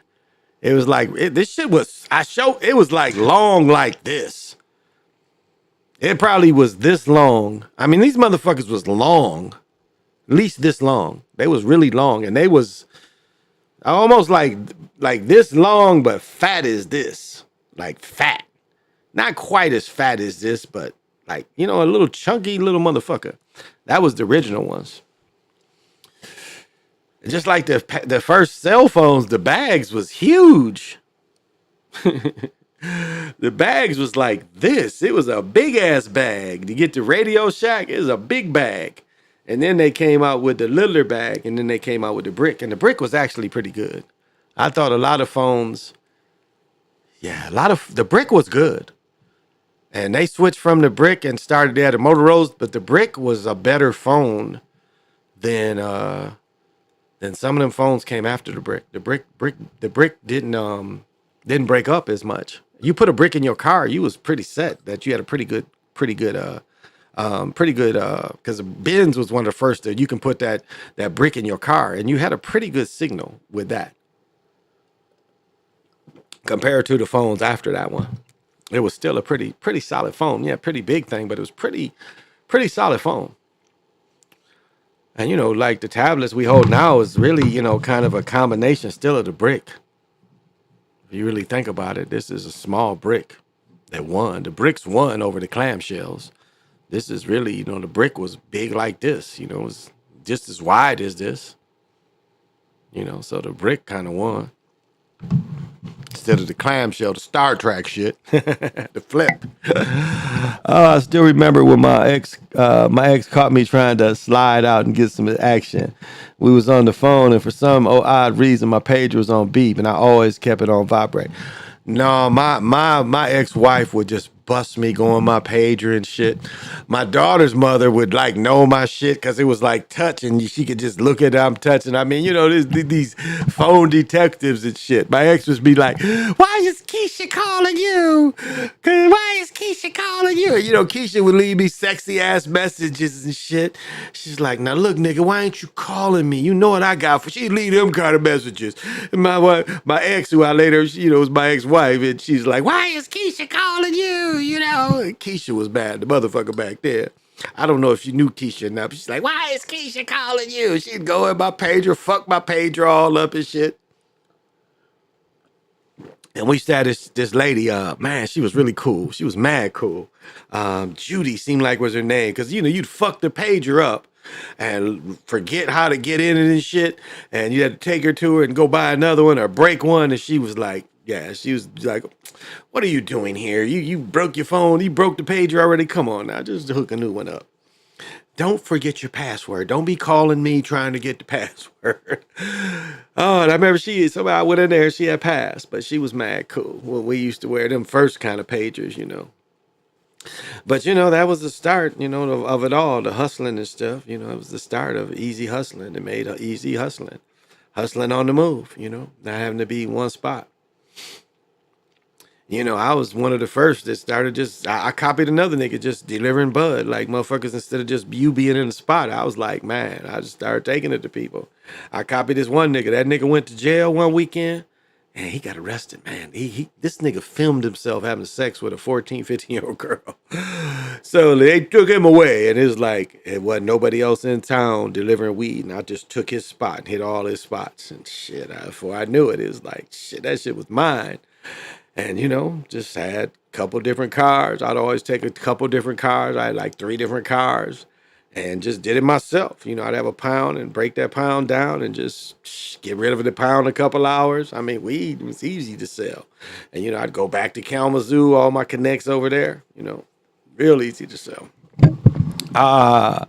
Man, that chick threatened to kill me if I left out. I tried to let her. I had to flick the switch and throw her. God damn. That was funny. They had to call the number beeper speaker to see. Oh, yeah, they got him. I ain't gonna tell the nigga's name, but they got him. It was like perfect timing. Like I said before, man, like, we used to go to Gary, and one of my guys was in Gary. Like, a guy came to me, and he's like, look, we got a problem. We got this, and we really can't move it. So we went to Gary, and this nigga opened up, and this nigga had some weed, and it was like some of the weed started rotting. So I was like, nah, I gotta take a bunch of this shit, or this shit's gonna go rotten. So I filled up about as much in my trunk as I could, and I was on. I was really on, and I moved into these apartments, and it was a dude just selling blunts. He was starting to buy his weed from me. And I've told my story before. My one guy, this nigga, like, I always had to front him weed. He was my guy. He was the dude I hoop with. So he's one of my guys, but it was like I always had to front him. Like, this nigga would just pay me back, and then I had to front him more weed. So, like, if I gave him two ounces, he would pay me back for the 2 ounces, but in return, he expect me to front him for 2 more ounces. And it's like, like, at some point, I'm looking at this nigga like, now, come on. You telling me that you ain't got enough to just settle up with me, so I can just give you 4 ounces. I can give you a quarter pound, but you done bought it, and you make your own profit. It's like, I can't, the motherfucker would get mad when I cut him off. Like, my best friend, like, I would get the coke and shit. I would get a couple ounces, and we'd break it up and shit. And like, he would go hustle so much, I would go hustle so much, but if I jacked it off, it was mine. And the nigga would be mad because I done jacked off my shit. I understand he's mad because he didn't have a job anymore. But how can you be mad because, nigga, what's going through your hand, I'm buying. So how the fuck you got attitude? And, the motherfucker's like, this is all you gonna do is be mad. You just gonna be mad and disappointed because that's all. Because motherfucker, no, I'd take it any kind of way. Back then especially. But do you understand those economics, Can't be mad at somebody that's fronting you shit. You can't be mad. But I mean, that's just how easy it is to get in the groove of just when weed was, illegal, that's how easy you could just get in the groove of just selling weed. And who to say that you selling weed is really that harmful? I've said before, I watched the city of Kalamazoo take down all the crack dudes. I mean, these niggas was all making money on this one street. They just locked it in. And the other street, one dude, for 20 years, they let him sell powder. It wasn't looked at as the same. My old celly was from Gary, and he used to always laugh to himself like, dudes here think Hartford is wild. Oh, yeah. I mean, I said, like what we would do, the way to, the other way to get away from wearing the hats in Chicago is we wear, hats like these, or wear, dress hats. Because, you just really couldn't wear any kind of hat, especially like Gary. It was because I wouldn't go to Chicago. I would just go to Gary. And, Gary is just thick vice lords. So, I mean, you really just the colors you wear, all that it was into play. Shit, I'm talking about in the 90s. All this is into play. You just don't wear certain things on certain side of towns. And so that's why a lot of cats would just wear dress hats instead of wearing baseball hats. Because baseball hats definitely had a meaning depending on, what side you wore it on and how you had it cocked. Because, it was even not playing, you just try to wear it straight to be neutral. It really didn't seem it's a neutral because niggas got style. And, if a motherfucker just had his hat cocked back a little bit, it could be interpreted a certain kind of way. Oh, that's good to hear. I've said many times before what they did is, they destroyed these cities and replaced them with crack and then arrested the men. Men got hit really hard during the crack era, especially, it's like the slavery that they did after the Civil War. They already had a plan for it. You take away the jobs and you take away opportunities and you replace it with this, and then you criminalize what you replace it with. And that's why, Gary Webb is so important to America. No matter what they say, Gary Webb proved what they did to us. That they invented a drug, because cocaine was for rich folks, wasn't poor folks. But when they was able to, make freebase in a cheaper way with baking soda, that was from the USA. And, the same way I talk about the way they artificially, spread gangs, going through OG Mac, initiating him. This is all FBI driven, of course. Then taking him to California and then spreading this across the nation. They artificial. They want to be in front of these gangs. And that even goes for the Black Panthers, Huey Newton and Bobby Seale. Light skin, dark skin. They show Angela Davis, FBI informant. What was her name? Didn't want to get on the bus. That chick, that they took her house and put her house some the fuck where. Didn't they take her house over to Europe or some shit, Rosa Parks? And the whole story was about a young 15-year-old girl that got pregnant by an older dude. And like I was listening to my mother earlier talking about the civil rights and in NAACP, and one thing Dan Calloway is right about is they went after young people. The young. That's why you see Farmer and all those folks. They're young people. And King helped with that. What did somebody say King said?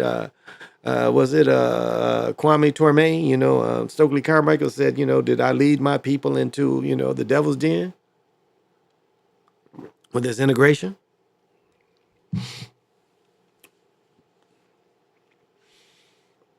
And, taught the people to not spend with their own. I mean, it's funny when black businesses, melanated businesses talk and everybody thinks you're supposed to hook them up. Yet you go into these European businesses and you don't ask them for a deal.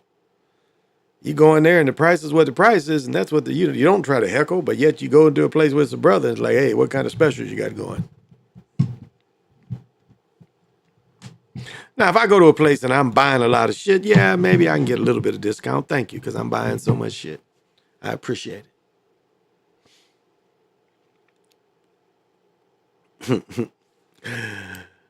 But, we're not taught that. We're not taught to save. We're not taught to invest. Like the joke of, and I just saw this. It's trailer parks near me, and this is no shade to people in the trailer park. But if you really look at a trailer, the life expectancy of a trailer is only about 50, 60 years, if that. It might be even less than that. So an investment, like to have your car payment is, your car is worth more than that trailer. I mean, there used to be a joke in Kalamazoo to people that worked at Fisher Body. They live in these raggedy houses, but they had Cadillacs because they was able to get such a discount from General Motors. And again, it's the priority is fucked up. Why would your car look nicer than your home? You understand? Why would your car look nicer than your home? That I didn't understand. That I thought was like, that's kind of weird. So, and that still exists because there's some trailer parks not too far away from me. Man, I had a great meditation last night. Went wonderful. Got some of this full moon energy, and I hope, and I'm sorry the other day, I wasn't able to get it for you guys. I'm not going to go very long because I do got a busy day tomorrow. And tomorrow we're going to be watching some good, let me say, the night he dies, Atlanta played the Kings.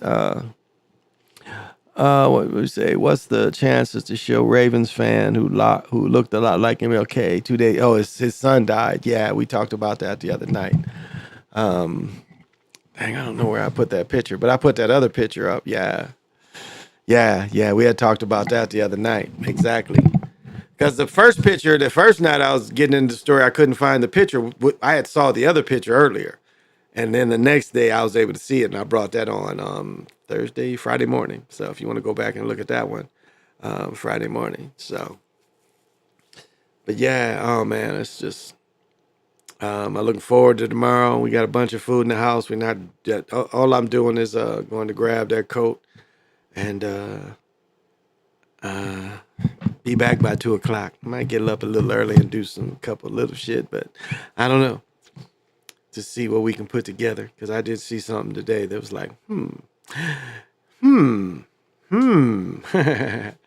might have to look to see what we can put together. So we'll see. We'll see how that works out. Did kind of thought about it. You know, you see things, you think about it, and say, maybe I need to go talk to him a little more. So I'm gonna do that. But you know, every day, you know, and I just hope everybody feels as confident as I feel, and you know, the energy I put out, you know, gives you some kind of confidence, no doubt, because that's one of the greatest messages I could tell anybody. I'll save a story for the next time. It's a true story. Okay. Okay, I appreciate it. What was this? Was I gonna say this shit or not? Nah, I think it was a joke, so I don't think I'm gonna tell it. I think it was a joke I had. Yeah. That's all it was. Man, but I'm loving this nice weather. The next couple of days is going to be super, super nice, you know, leading to the Super Bowl. Oh, I know. We can find out who died for the playoffs. Oh. Damn, they're knocking them out. Okay, who is she? Let's see. Susie Tennant. Let's see. Let's get the deaths for the Super Bowl, for the NFC Championship. Susie Tennant, former Geffen Records executive and key Nirvana champion. When did she die? But why they show, okay, this says 1 day ago. All right, we can count this as if we see. She died January 18th. You see how, but why are they showing this? If she died January 18th, why are they showing it now?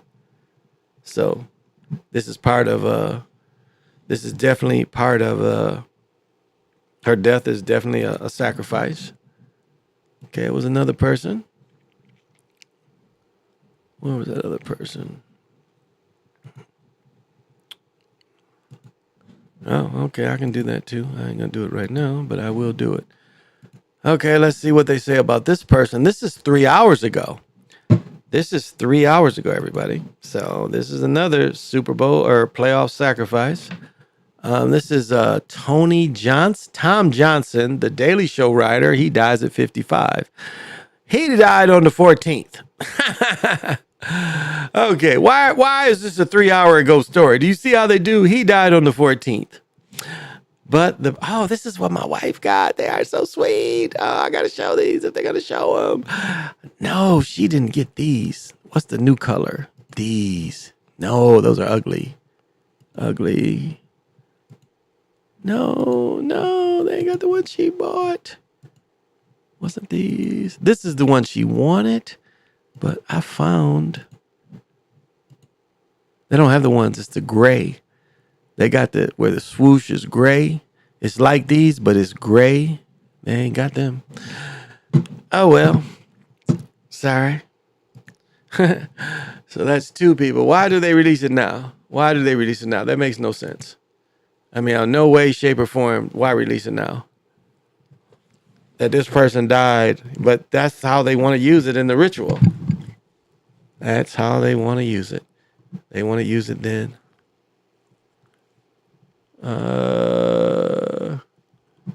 Let's see any more.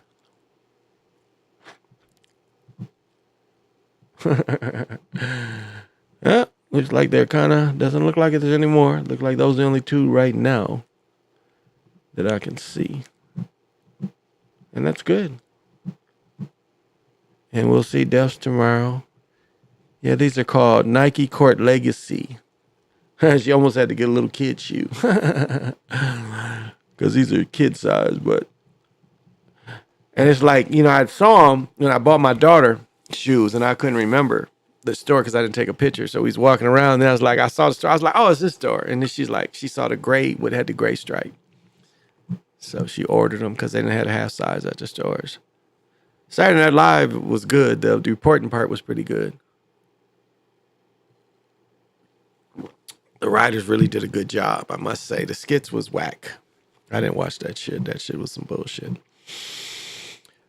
And it's funny, like you see Michael Jordan, They talk about how much bread he made or how much bread he spent on his house. You don't see that with a lot of people. You know, why is it just melanated people that they always want to know? Oh, here we go. 25 famous people that drank themselves to death. I find that interesting. Let's see how famous they were and who gave a fuck. Who is this nigga here? Okay, drinking can make good times even better and help get through bad times. But anyone who's ever had a splitting hangover knows it can be extremely hard on your body. Hangovers pass when alcohol is consumed.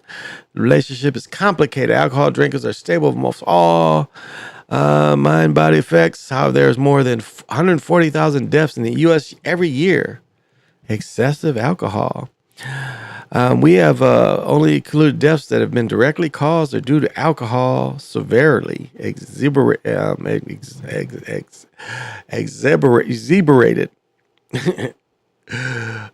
don't include heavy drinkers. Okay, let's see. Okay, let's go here. Who is he? Daniel Webster. He was a congressman. He died of alcohol-induced cirrhosis. And whoa.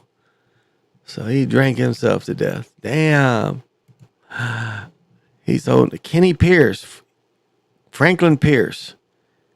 Alcohol-induced cirrhosis. Wow.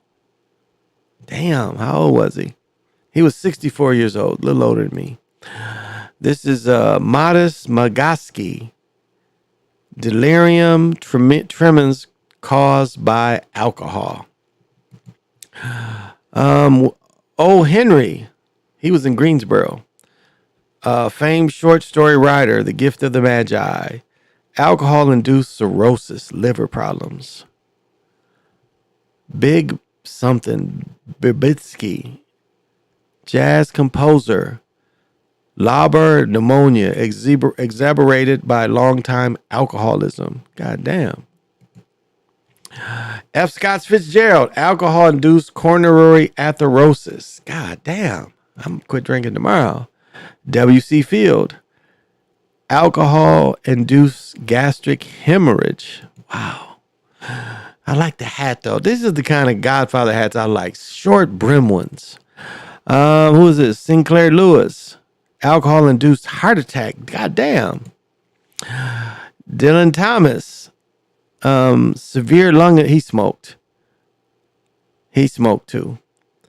He got fucked up though. Who is this? Joseph McCartney, alcohol-induced hepatitis. Lester Young, alcohol-induced internal bleeding.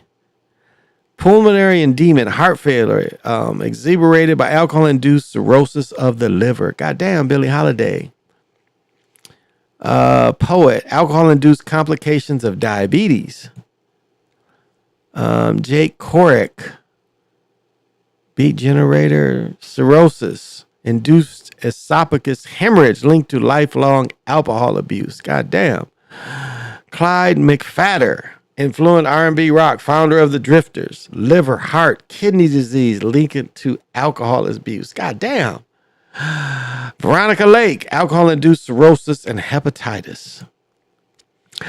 John Bowman, Led Zeppelin co-founder and drummer, alcohol-induced pulmonary aspiration. William Holden, blood loss from lacerations suffered from a fall while drunk. Richard Burton, alcohol-induced in cerebral hemorrhage. He drank himself to a stupor. Alexander Godoff, alcohol-induced hepatitis. Towns Van Zant, alcohol-induced cardiac arrhythmia.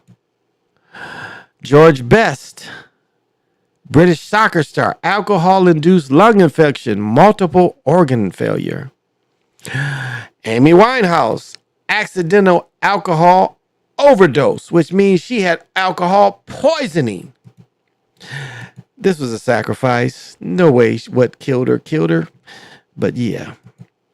David Cassidy, alcohol-induced kidney and liver failure. Partridge Family, I Think I Love You. And we got, suicide by alcohol poisoning. This nigga's from Michigan. He played little boy football. Some niggas I knew. Do y'all remember when this nigga was on a reality show, and they gave this little nigga half a beer, and you know when he went around, you know, on a little scooter and shit because he was so tiny. And remember, he drank a half a beer and he went in the corner and he pissed in the corner. He's like, red room, red room, red room. Do y'all remember that shit? Yeah, so 2 beers would probably killed him. So that's why I went all week without drinking. Because it will do you in. You prefer drinking alcohol or beer to water. So a little dose would do you, y'all. A little dose would do you. Heart attack. Where's she from? I'll say a story for the next time. Yeah, so, you know, you got to watch yourself. Watch yourself. Show me what you're working with. Let me see. This comes up. No, it didn't. Oh, shit. I don't want that. Oh, it was a couple of debauchery stories I probably can run through, y'all, I think. Oh, okay. Here, this nigga. I'm going to play his short. Okay. I want to know why after a certain age, people are still leaving the house without taking shower. And today I went in the elevator. This man's body smelled as if he needed a new alternator. I said, so he doesn't smell himself. Either his house smells like Django's footprints, or he made a firm decision that when he sees me, he will try and shrink my nose. Charlie, any of my friends, if you come to my house and you knock on the doorbell, and I open the door, and you smell as if your father stole Reggie's one wish. Hey, before you enter. This is Tricks. This is Tricks. That nigga's funny. I had a ball watching that nigga tonight. And you know, it's cool. You know, like it seemed funny. Like, you know, I hate to say it, but like you do activities where young niggas ain't there, it seems to be no problem. Like he said, y'all know niggas that used to, you know, it was 2 kind of niggas. It was like niggas that couldn't really get bitches unless they got in a fight. Like they couldn't think of any other way to get attention but fighting. Y'all remember them kind of niggas? And then niggas that would fight for attention, you know, just they had nothing else going for them but to fight. So they didn't care if it turned a woman on or not. They just fighting. And then the niggas that, you know, it turned certain women on. Yeah, that nigga, did you see Jimmy? He fought for me. Yeah.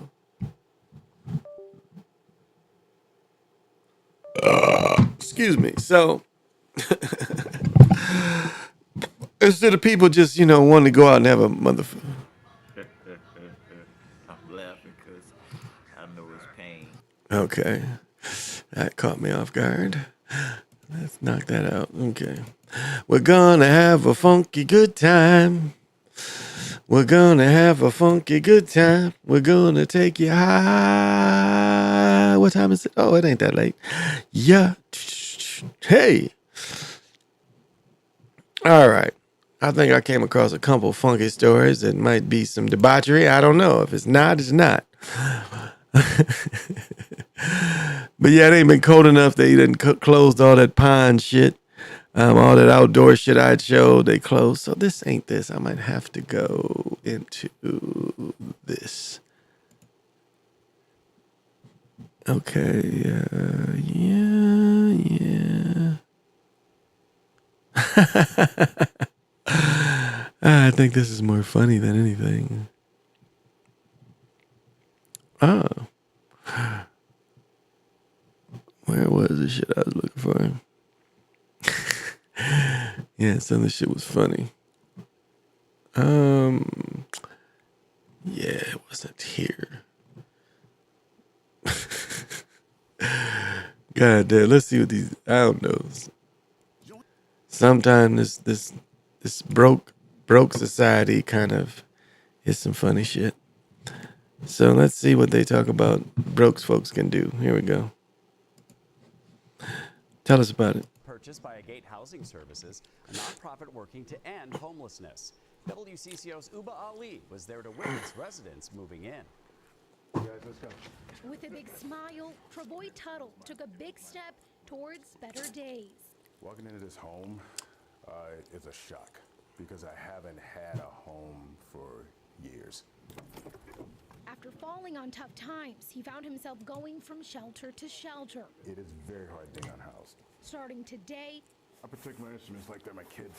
Tuttle is no longer unhoused. It's a huge shock. He's a resident at the Metro Inn Motel in South. Okay, now I just talked about niggas having cars worth more than their houses. This nigga's got instruments, but he doesn't have a home. I think the priorities are pretty fucked up. He's got a speaker, he's got a guitar there, he's got something else. I think his priority, I think you need a home before you need these instrument niggas, but who am I to say? But let's go. He's a resident at the Metro Inn Motel in South Minneapolis. And I literally heard birds chirping on my door. And I went, wow. He went, wow. Long-term affordable housing managed by Agate Housing Services. Property manager Sarah Byers says they're meeting a... Hey, you think you can bring your girl up in there? You think you can get, get some booty up in there while you stay there? I don't know, but let's go. Specific and crucial need. How are you supposed to come up with 2 months rent and a security deposit when you can barely feed yourself? Residents not only have a place they can call their own when they move in, they have a community ready to help them along the way. Love your neighbor, baby. From Richfield Methodist Church preparing these welcome kits to a local bakery dropping off goodies. We're very grateful, and I think we're in just the right spot to thrive. Look, he had a car, and he had a lot of junk, but he didn't have a house. Loves the house. You remind me of my Jeep. Can you mind trying to get some booty in this junk heap? He was living in this motherfucker. So okay, let's go. What did you say? PJ, goddamn, that's some shit. PJ says, somebody gunned down 2 students in Chicago while I was there, and somebody recorded one of the boys fighting for his life. That's fucked up. And Chicago is such a psyop. I mean, I've said this before, it is like Saturn energy comes in obvious for most people on the weekends. That's what feeds the clubs is, Thursday it pushes and, it starts, they start taking away that energy as we come in going into, church Sunday for the folks. But even, church even lives off some of that Saturn energy, of course. But Chicago is hit with such negative energy, a brother founding that city, they punish people for that. The energy is so manipulated there. It's definitely manipulated. It is like they're under energy attack in Chicago.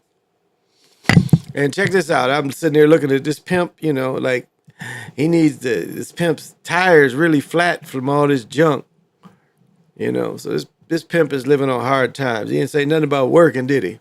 But he said his instruments was his baby. He's like, I don't need a crib. I can live in the car, but I got to have my guitar. Got to have my keyboard. I guess that's how it works, y'all. I guess that's how it works for some people. Oh, shit. I know what the bullshit I was looking for. It's probably in Texas. It'd be some fucked up shit happening in Texas. Let's see if I can find that Texas channel. It's like, man, it is always shit down there. They be fucking with people. And it's a lot of shit to fuck with. And remember that Purge movie, they struck Texas first. Because Texas, and that's why, Biden still wants to, threaten us for our guns. Talking about, we got bigger bombs. Well, it doesn't matter. Everywhere you go, if people got guns, this motherfucker shooting at you. So, they showed you in Red Dawn what could happen to an armed society if they come into America. If everyone has rifles, we putting our foot in their ass. And they don't like that. That's why the gun laws. Let's see. Was it Texas? It was some bullshit. God damn, man. Whoops. 2 women arrested 3 hours ago. 2 women arrested. Okay, I didn't ask for that. 2 women arrested in connection with double homicide in Irving, Texas. Damn, this is debauchery 101. Damn. Let him tell it. Let him tell debauchery. Hit us with debauchery. To a deadly double shooting investigation. Both women now that you see here, both accused of tampering with evidence and helping the suspect in that double homicide evade law enforcement. As of now, 35-year-old Hector Matute Maguada is still wanted on capital murder charges. Police say he killed a 23-year-old woman and her mother inside their apartment last Friday. We're told Matute does have a violent criminal record, so anyone with any information about where he may be located is urged to call 911. That nigga's name was Matute. Matute. Matute's fucking people up down there, and they got some two hard-looking women.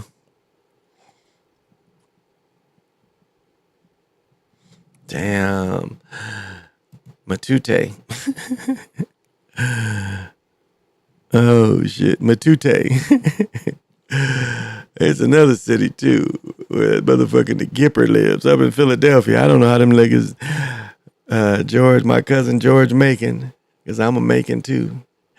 I am the first original Brian Macon. Now you look that shit up, it's about 200-300, but nah, it's not that many, but it's more than when I was born. So I was that first thought. Maybe that's why I got so much of what I am. I was the first thought of that name. And many motherfuckers named after me. So I guess that's a kind of, pushing energy. Oh, here we go. No, that's Texas, so it's got to be right there. Let's see what Philly's always got some fucked up shit up there.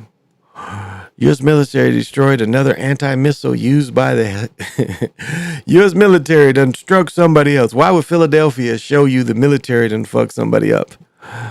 Let's see. Calling help with this. No, I guess not too much. Neighbors, voice frustration, large sinkhole. What? These niggas is living with a sinkhole and shit.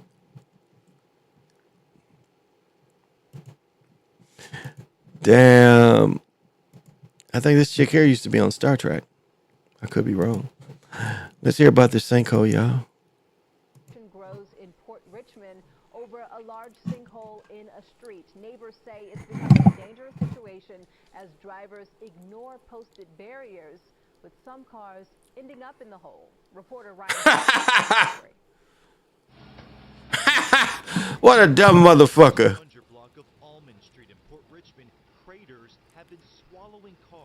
Pretty much been a mess for Neighbors say a sinkhole is getting bigger, and their concerns are growing larger with each passing day. the kids actually, when they come crossing the street or just probably walking, playing around, that is one they're gonna probably fall in. Neighbors tell CBS. Wait a minute. Wait. What is this? They're gonna probably fall in. Let's see. Damn, I want to show it. Okay. What is this style where you put the squares? So this is a Lucy. He done bought a Lucy and shit. I thought if you take them out the pack, they don't stay as fresh. This nigga's got a Lucy tucked into his toboggan. You know who probably gave him this cigarette is that reporter. The reporter probably gave this nigga the cigarette. God damn. Neighbors tell CBS News Philadelphia barricades were placed near the intersection of Allman and Allegheny days ago. Drivers have been going around them, and on Friday, several cars were partially swallowed by the sinkhole. A tow truck had to pull out this SUV. Well, I know at least 2 cars got in there. And my brother's seen another one going. What? Your brother saw what? In there and ripped his gas tank, so we've seen at least 3. Additional barricades have been placed right in front of the hole, and it's creating potential danger. Throughout the day and into the night, we watched as 2 pickup trucks and car after car after car went up onto the sidewalk around the barricades. car coming down now, so hopefully that doesn't fall into the sinkhole. John Tanzek says several All right, fuck these dumb motherfuckers. That's how broke they are. The city can't. They ain't. What about the waters? What is under the sinkhole? Is that sewer? What the fuck caused it? They ain't fixing the shit. They don't seem to be in any hurry to fix the shit. Oh my goodness, it is so funny. The world is funny, y'all. Damn, what happened here?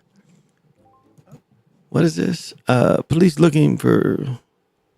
Okay, I think we can run with this. This is debauchery, y'all. After being shot in the line of duty. Good evening, I'm Aziza Schuler. That officer is still in the hospital tonight, and police say the man who shot him was shot by the officer's partner and later died. But investigators are now looking for another man who they say took the suspect's gun. CBS News Philadelphia reporter Marcela Valletto has the latest. On Saturday afternoon, police patrolled the area near Masher and Cambria Streets, where an officer was shot less than 24 hours before. Officers spoke with neighbors as they continue to look for this man in a red hoodie who was seen on surveillance video inside a corner store where the shooting happened. In a post on X, police say he is wanted for questioning in reference to the shooting of the officer. Police tell us he left the store with the suspect's gun, and they also say he should be considered armed and dangerous. Officials told us on Friday night it all happened a little before 9 while two officers were on a routine patrol. They engage an individual, go into a store. While in the store, they see the defendant with a gun. The officer starts to get into a scuffle with that individual. Officials say the man, now identified as 28-year-old Alexander Spencer, shot the officer twice in his right thigh. His partner, observing that, fires and shoots the defendant. Both the officer and the shooter were taken to Temple University Hospital, where the suspect later died. The incident brought city and police leaders together to speak out on gun violence. This sense of lawlessness must stop in the city of Philadelphia. There are far too many guns in our city. Always the bullshit with the guns. The officer continues. That ain't. Oh, she's cute. She's a cute girl. She's a cute girl. She's a cute girl. You know what I sing to my wife? I say, all I wanna do is make love to you morning, noon, and weekends.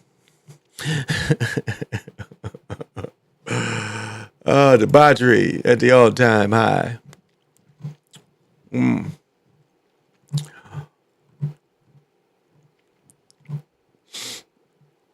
Well, it's not a lot of debauchery, which is lovely. It is lovely that there's not a lot of debauchery.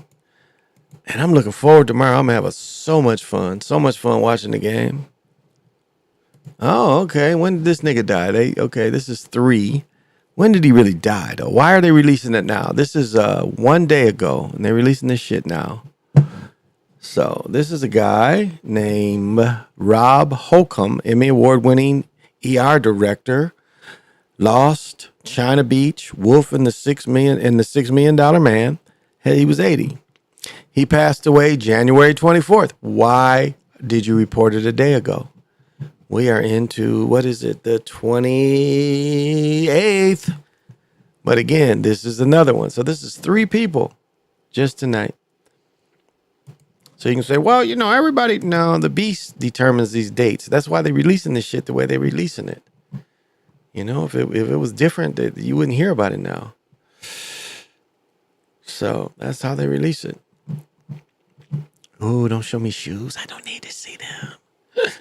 No, I am the next pair of shoes I'm getting. I think I'm getting the handmade. What do you call them? Doc Martens, or I'm getting the handmade Red Wings. I'm gonna hold off on shoes. I got enough tennis shoes. I want some other shoes. Yeah, so I'm getting those. I think I'm going to Doc Martens. Are cheaper, and I'm not able to see Red Wings with a 14. So,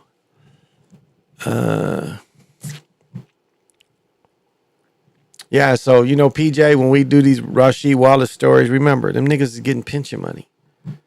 They ain't gonna say nothing that they can't say. Everything they saying, they're allowed to say. Again, they got to take. They're trying to take. take ownership of their product and saying, well, yeah, there's some mistakes here and there, and then Donnerhead tells you, you can never remember that what Donnerhead tells you, it wasn't just all about fixing games. It was the power of the refs too. So the fix wasn't just one part. That's why I said many times, you look at like the gloves can work miraculously, and then all of a sudden the gloves can't work. That's not believable. So yeah, that they're only saying what they're allowed to say, and some of them, are dishonored because, like Rashad McCants, one of the youngest dudes, didn't have a very long career. So that's they look at him, even Gilbert Arenas. Again, did he really live up to his full potential? Because the story is he took the bread and then he went crazy pointing guns at people to kind of, again, he was told to do that role. Because who's going to give up $80 million because you lose a couple dollars and your ego getting away? No, he was told to do this. Niggas ain't just doing this shit out the top of their heads. It ain't that out of pocket, ain't nobody watching. Everybody talks about it, if you lost so much money, that shit's talked about. It ain't no secret. They try to nip that shit in the bud with the people. So all that shit is, propaganda. And it's propaganda to make you, well, he's truthful now. Remember what you went through. You really, you want us to think you was that stupid? You lost all that kind of bread. It ain't like that. So, yeah. Do y'all ever just bust out and say, I always love my mama. She's my favorite girl. Hey, Trick said a joke. I remember this part of his joke. He was like, motherfuckers would say, how motherfuckers talk about your mama and shit. Now everybody, talk shit about their mama. And he's like, motherfucker talk about his daddy and shit, be like, I might agree with you, my daddy ain't shit. That's why we ain't with him. It's kind of funny. That's kind of funny. And that's the daddy kind of shaming, but it's still kind of funny. Most people, resonate more. Like my son would always get drunk and talk shit like on my mom, but like that, I told him, nigga, don't ever put me in your spell. But that's like, that's most people is they word, their word. And it's funny how young people think in their conversation they have to quantify a lot. Like you listen to them gang members, they're constantly quantifying. Like they say, cause it's on some dead sisters, like you believe them because they quantify. That is odd to me. It's almost like if they're not believable. It really looks like they're not believable because they come from a world where what most of them say to each other, it seems like not believable. So if they don't quantify, it's not believable. You have to quantify. I mean, why is that? Why do these young niggas think they got to talk like that? You got to quantify. Because it's definitely a type of lingo that they have that is interesting. And people are eating it up. Something that used to be so frowned on, they're eating this shit up. The adventures of these hoods. The adventures of the hoods. And motherfuckers eating it up. And all of a sudden, jail is popular. Watching niggas in jail and motherfuckers telling their jail stories. That is popular. Well, I'm lucky I've never, had to do that. I've hooped in jail. I've told many times I've hooped in a couple jails, but never had to spend the night in a prison. I've done a couple county days, but never prison days. So I may be this or that, but I've never been in there, I used to take niggas into prison, and I know what that feeling is when that gate goes. And it's a great feeling where you drop a nigga off and you watch his emotions go, and that shit shuts behind you, and you're about to take him into processing and quarantine, and you get to leave. And Jackson Prison used to look like some creepy shit. Frankenstein, the Mummy, the werewolf, Dracula, all lived up in that motherfucker together. I mean, that shit was so old and castle looking. Okay, it's telling me to go to bed. I'm probably going to take its advice. So, I was able to avoid a lot of shit, I guess.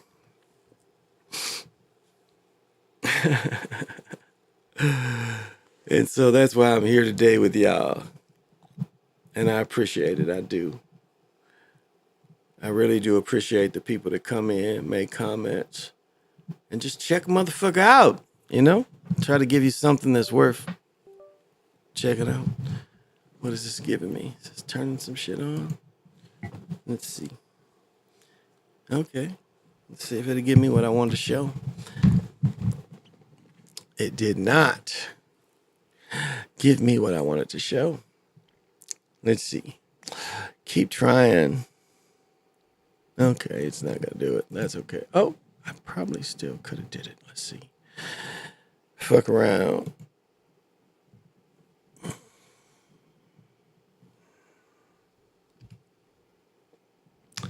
Yeah, this is some bullshit. And this Pro Bowl shit, that shit, they play in touch football in the Pro Bowl, which they should. Football is not a game where exhibition football. That's why that's why they kill the bowl games. As long as they keep the bowls as exhibition and not really any real meaning, it's about to kill them. And look at this. I want to show this. You know, they put this out here. FBI put that she was most wanted. You dig? This chick was the FBI informant. All right. When they put this out there, she was working for them. But see, the general public looked like they really want her. But this is the FBI informant right here. All right. She was working for him the whole time. When they tried to get George Jackson out, his brother and the other two got killed. They linked the guns to her. So they knew, you know, she sent people in there with government guns. They knew the whole plan. And it came from her.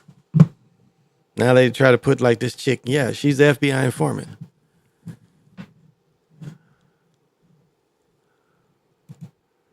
All right. And, you know, you got to look at all these old, you know, that is one thing true about some of these old people that's supposed to be, you know, I maybe I cut myself off. My mother was saying, you know, like how NAACP was so prominent around her. And that's something that Dane Calloway touches into is they went after the teenagers. The teenagers was the civil rights movement. Look at Tennessee. Look who started it. A&T started the sit-ins, but the sit-ins was for college people. Well, when Tennessee did it as a weapon, it was young people. And this is what the government seized on. They seized on the young.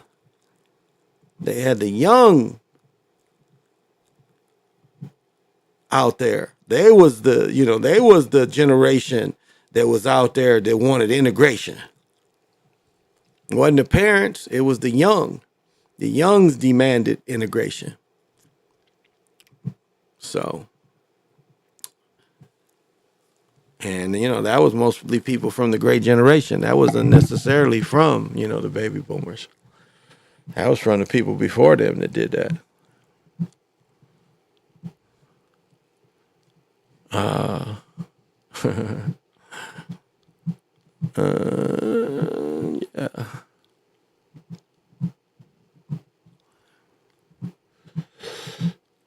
I'm just fucking around. Let's see. How much for these motherfuckers? Damn. What is this? I kind of like this motherfucker. That motherfucker's nice.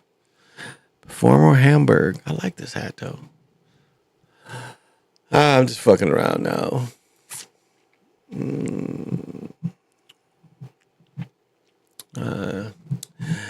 I ain't gonna buy hats. I got a company to give me hats. I just don't like their Godfather hats. They got the large ones. I don't like the large ones. Okay. I'll give a few minutes for philosophizing and then I'll go. It's just so many things and so many experiences, and you just can't be one thing, you know. You can't just come from one way. I have people and I have one way to go. I just can't sit up here and talk about fake sports because after a while, you know, I'm beating a dead dog because it's like it's obvious if you really watch sports, you know, like it's going like what we saw against the Lions and the Cowboys, and you look at what was the point of that other than the gambling. You can't see any other point right now why they let the Cowboys win and the Lions lose other than gambling. Standings, but like right now with the Cowboys being out, what was the point of that? You knew then that the Lions would be out. Why did you want that game and people to look at your product as a fixed product? Seems like, you know, in that respect, in that regard, they shot themselves in the foot. And again, you know, all publicity is good publicity. And I talk about, you know, wanting the games to live longer. purposely making these bad calls so you keep talking about it days after the game lives longer. And that's what they try to do. These next 2 games, they want you to talk about them games until the next week when they start having all them interviews. But they want this championship game, so it'll take them a couple of days into the momentum of going into the Super Bowl.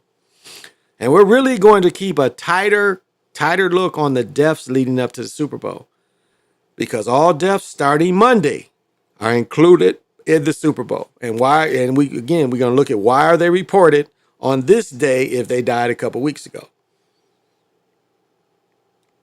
because that's clearly part of the ritual. And so we'll keep an eye on that. I'll definitely be back tomorrow night to give my point of view. And I just hope you just feel good to be good. Just feel good for being you. I don't know anything more positive I can say than that. It's like every day, wake up and just no matter what's going on, you just like, it feels good to be me. Even when it's hard and it's tough, it's good because it's still life. And no matter what this thing is, we still got to move through it. So that's why, when you get caught in this illusionary world, you can still understand that, but yet don't mean your heart ain't beating. Don't mean your heart ain't beating. And so no matter what this is, you still have to learn how to move through it successfully and manifest. All that is real and all that can be held and had. And know that fear is the one thing that can hold you back. So don't ignore fear. Don't ignore, ignore fear, but beware of danger. It's 2 different things. Danger and fear ain't the same thing.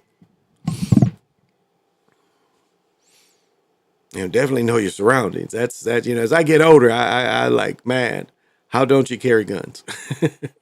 As I get older, that's my first thought. It's like, how don't you carry guns? You're old now, and you really, like, if you block a punch, it ain't the same like when you block a punch you're young. And if the thing that can get you out is popping somebody in a given situation, that should be every old person's right. Like the old law, they used to have that old, like Michigan, you couldn't have switchblades, but if you only had one arm, you could have a switchblade. Make sense. Everybody else can't have a switchblade, but a one-armed man could have a switchblade. What does he need it for? To cut rope with that switchblade? With his one arm? Everybody stays away from him. He's got one arm. Beware of him. He'll come out with a switchblade. But I know, as an older cat, I definitely think that. I definitely think that. I like using the bathroom and shit. You just know your surroundings. It's something that's real.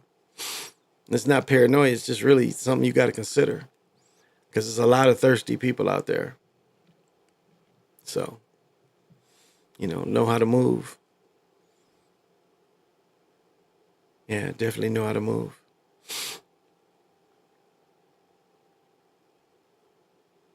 And, try to feel love every day. Like, so often people don't understand or don't try to seek love every day. Or don't want to even, like my daughter, what she did, just calling me. I didn't make it. She understood. We didn't, the schedule was kind of fucked up because she knew I would be there. And she called me, and, it's just showing me love because she knows I support her. She's like, yeah, she understands. But, everybody wants to feel loved every day. Like I said something about my wife to my daughter. I was like, you got to do this with your mama. I was like, my wife, every day I try to do something that makes her life a little easier. And she's listening to me tell my daughter that, and she's like loving hearing that. She's like, wow, you really think that way. And that's it. Every day I try to do something that makes her life a little easier. Something that she doesn't have to worry about. As I say very often, just not my family, but everybody, I really try to give freely.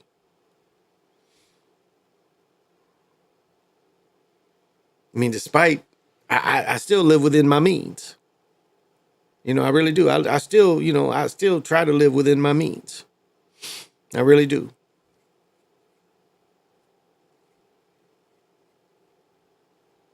Now, I got a lot of clothes, all that shit, and all these shoes and hats. That's going to be.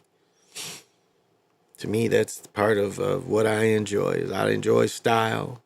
styles. I enjoy clothes, the way clothes are made. And, I think everyone should have this. Son, your own kind of style and feel good about you when you leave the house. I think there's a proper way. Don't leave the goddamn house going to some nighttime place with that goddamn tech on. That don't work, y'all. Don't wear tech to a fucking club, a house of comedy. That ain't for tech. If you're just going out to dinner with your girl, you want to wear tech, that's okay. But that other shit where it's just big boys in there, that ain't cool. That tech shit don't look good. As I said before, that shit, polo shit is better than tech shit. This shit right here is just as good as that tech shit. So don't get caught because it's Nike tech shit that costs 140, 50 bucks and the whole outfit is what, 270 that you really pimping because you're not. Young niggas, okay, I said, I saw two niggas, the young nigga got a pass. The other nigga, that shit was way too tight on him for one. Looked like his jacket should have been a little bigger. Looked like he got the little boy tech outfit. So don't wear that shit. That shit ain't for going out. Especially you older nigga. You in your young 20s or high school, okay, you 21, you go to the comedy club, I can see it. But now the nigga in his 30s plus, you don't wear that shit to out and about. That shit don't look good. And I told you, I'm not getting none of that shit. I'm buying more polo. Fuck that tech shit. I love Nike. I love your shoes. But I don't think that shit is worth what you selling it for.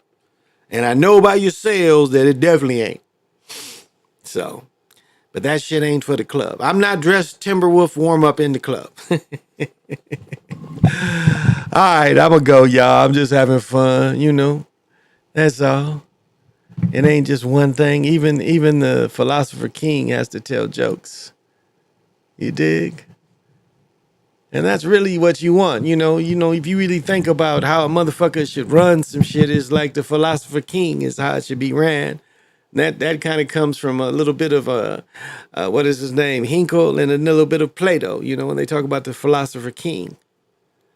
And that's like you look at what kind of father are you? Are you that kind of father that can philosophize yet, you reign in your household? I need to say that again, the philosopher father, That's what you should be. You should be, tackle all the things that's going on today. You should have not only opinion, but a superior opinion about this shit.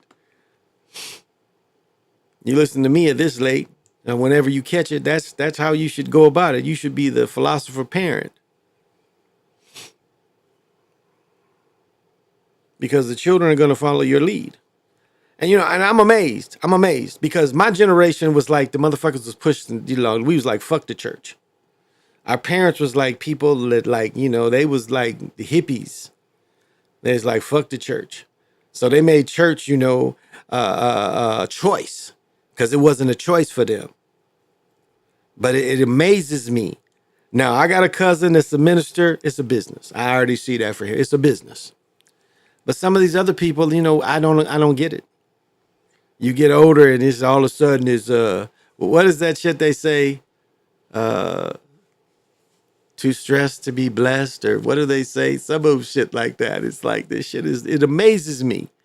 These people that wasn't really religious, forced to go to church as children, all of a sudden they up in the churches and they wearing the big hats. I don't get that part. You guys had a choice to not be in the church.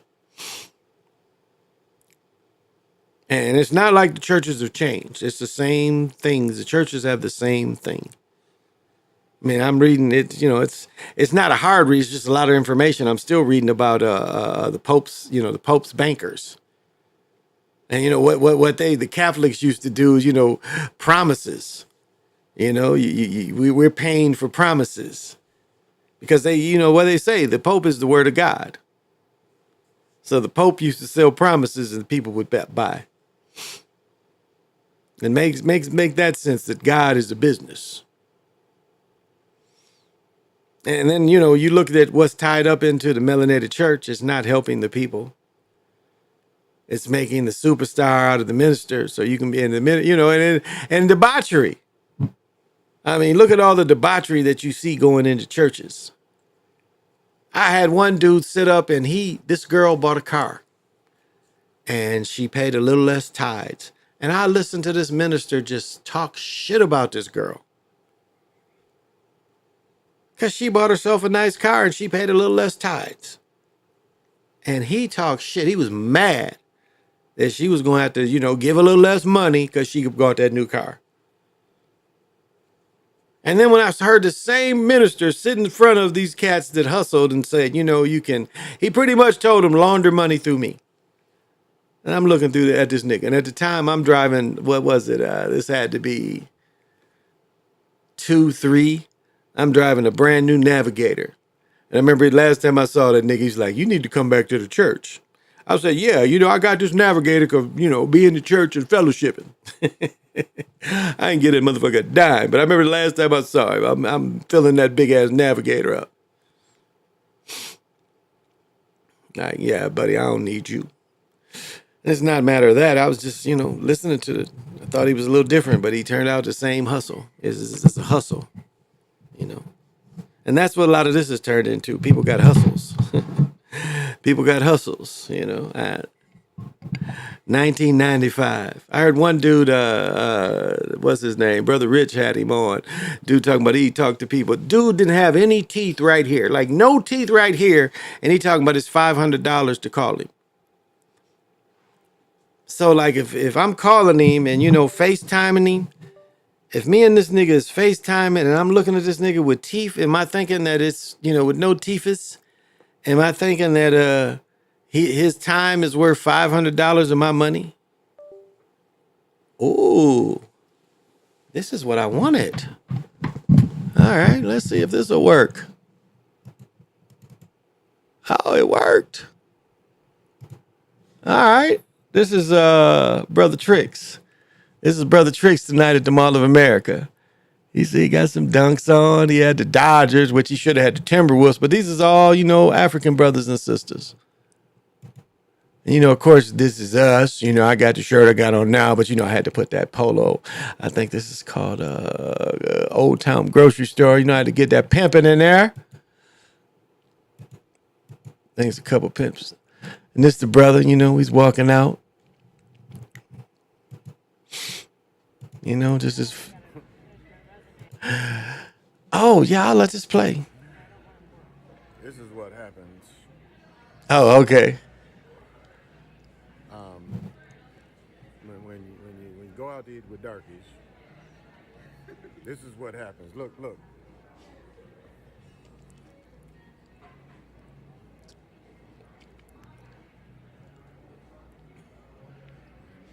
We are literally segregated. You hit me in my stomach for. But yeah, I'm just fucking with it. But it was funny. We went to eat and it's like all the close tables was full and stuff. So they sit us in the back. So I made that little short video because I thought it was funny. And my daughter's like, yeah, Dad, you married a darkie. It's just jokes. That's all. It's just jokes. It's just jokes, y'all. Y'all know that. I have fun with it. That's all. I just have fun with it. Oh shit! Let me play this shit. Yes, definitely. Let me play this. This shows Steph threw the game away. I'm gonna show this shit. Watch Steph. Steph throws the game away here. Watch when he goes between his legs. Let me see if I can catch this shit. Nah, it's a short, so it's gonna play. Watch when Steph goes between his legs. He doesn't try to get the ball. Watch him let the ball. Watch him. Watch. When he goes between his legs, he doesn't try to get the ball. Look at this. See that? He doesn't put his hand down far enough to retrieve the ball. Yeah, I caught that shit. See, look at it again. Watch what he doesn't put his hand down on purpose, so the ball goes out of bounds. Yeah, I got that shit. He did that shit on purpose. Oh, okay. Somebody mentioned this tonight. I showed this already. This picture looks more like here he don't look like King. This a little more. And yes, of course, his son. But, this is how they set it up. This is how they set it up. I think he's a bigger guy than King. King wasn't a very big guy. So.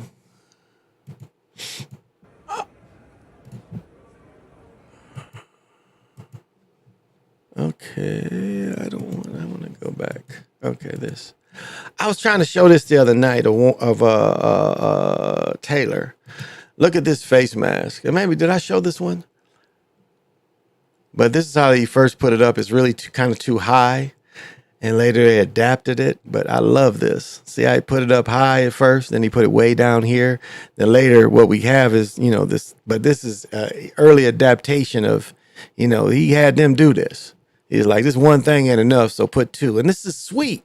Just these single bars. Just look how sweet that looks. Just how simplistic it is. So, this is the kind of shit I love. I love this kind of shit. Okay, why am I? Oh, I want to go the other way.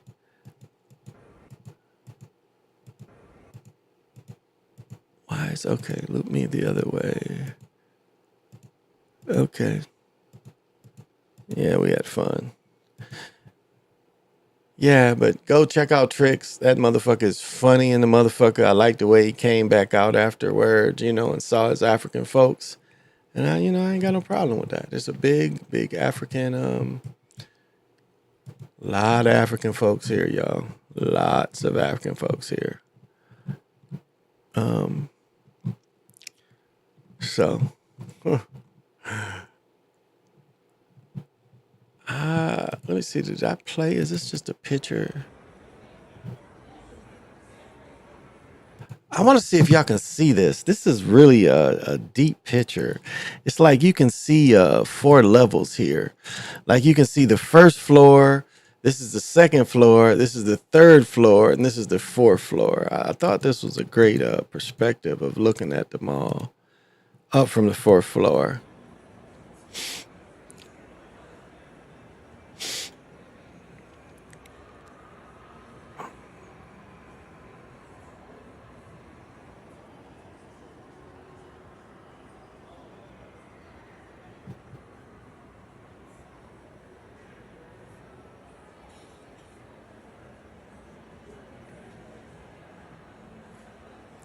You hear all that goddamn noise? Oh no, I'm not gonna show that. Played too much as it was. I peeped. Yeah. He dribbled that shit out on purpose. I do not care what anybody says. He dribbled that shit out on purpose. He definitely. I want to show this. I might have showed this the other day, but I'm gonna show this again if y'all missed this shit. This is a nigga that you need to think about. Lee Ching Yen. This nigga lived from 1677 to 1933. 256 years and mostly ate herbs. Didn't eat any meat his whole life. He only ate herbs and shit. He had 23 wives. He had 200 children. This mother lived. What year did Christopher Columbus come? 1690, wasn't it 1690? This nigga was born before Columbus came to America and lived damn near to World War II. You dig? So you ain't got to be in the Bible. You ain't got to be Jewish. It shows if you eat right, you can. And they talked about he knew a nigga that was 500 years old.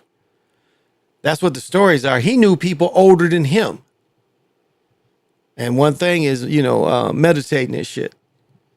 The oldest person, not that Methuselah. This is an actual person they have a picture of.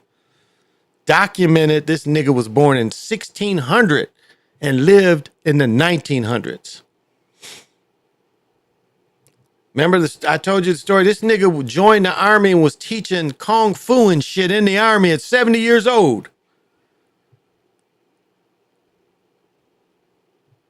So, and I know the bullshit they give us, we drink, and, the bullshit air we live in is so different, but it's a possibility that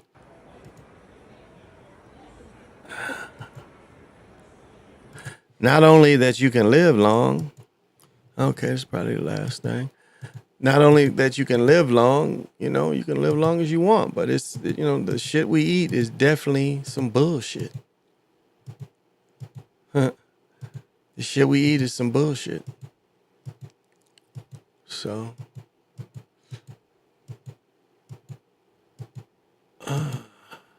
let me show this picture. This is one of my homeboys. I just sent this picture to him. And this is 77. This is the fall of 77. See, I got my white shoes. Sweet. I had hurt my neck, so I'm wearing a goddamn neck roll. But I sent a picture to Mike. And like when he graduated, I haven't talked to him since we graduated. I had this jersey right here. I stole this jersey. I had this jersey. I had both colors. I had this one and the white one. I wasn't going to steal my number. And you see, if you can see, I wore my knee pads the whole time my career. I wore my knee pads upside down. See how the knees go here? My whole career, I wore them upside down like this. See, they're wrong. My knee pads are upside down. See, they're facing that way. I always wore them this way. I think the other one is the team picture, maybe? No, this is magenta. Some other shit. But yeah, those was days long gone by. You know, when a motherfucker, you know, shocked the world. Like I look at, you know, some stats and shit. Like motherfuckers that got rides and shit and, you know, hooping. And like I averaged, like those two brothers that went to Kentucky that neither one of them played pro, them niggas averaged 5 points a game. I averaged fucking damn near 16 points a game and 8 rebounds at my size. And you're telling me I got to play college football? Come on. Come on.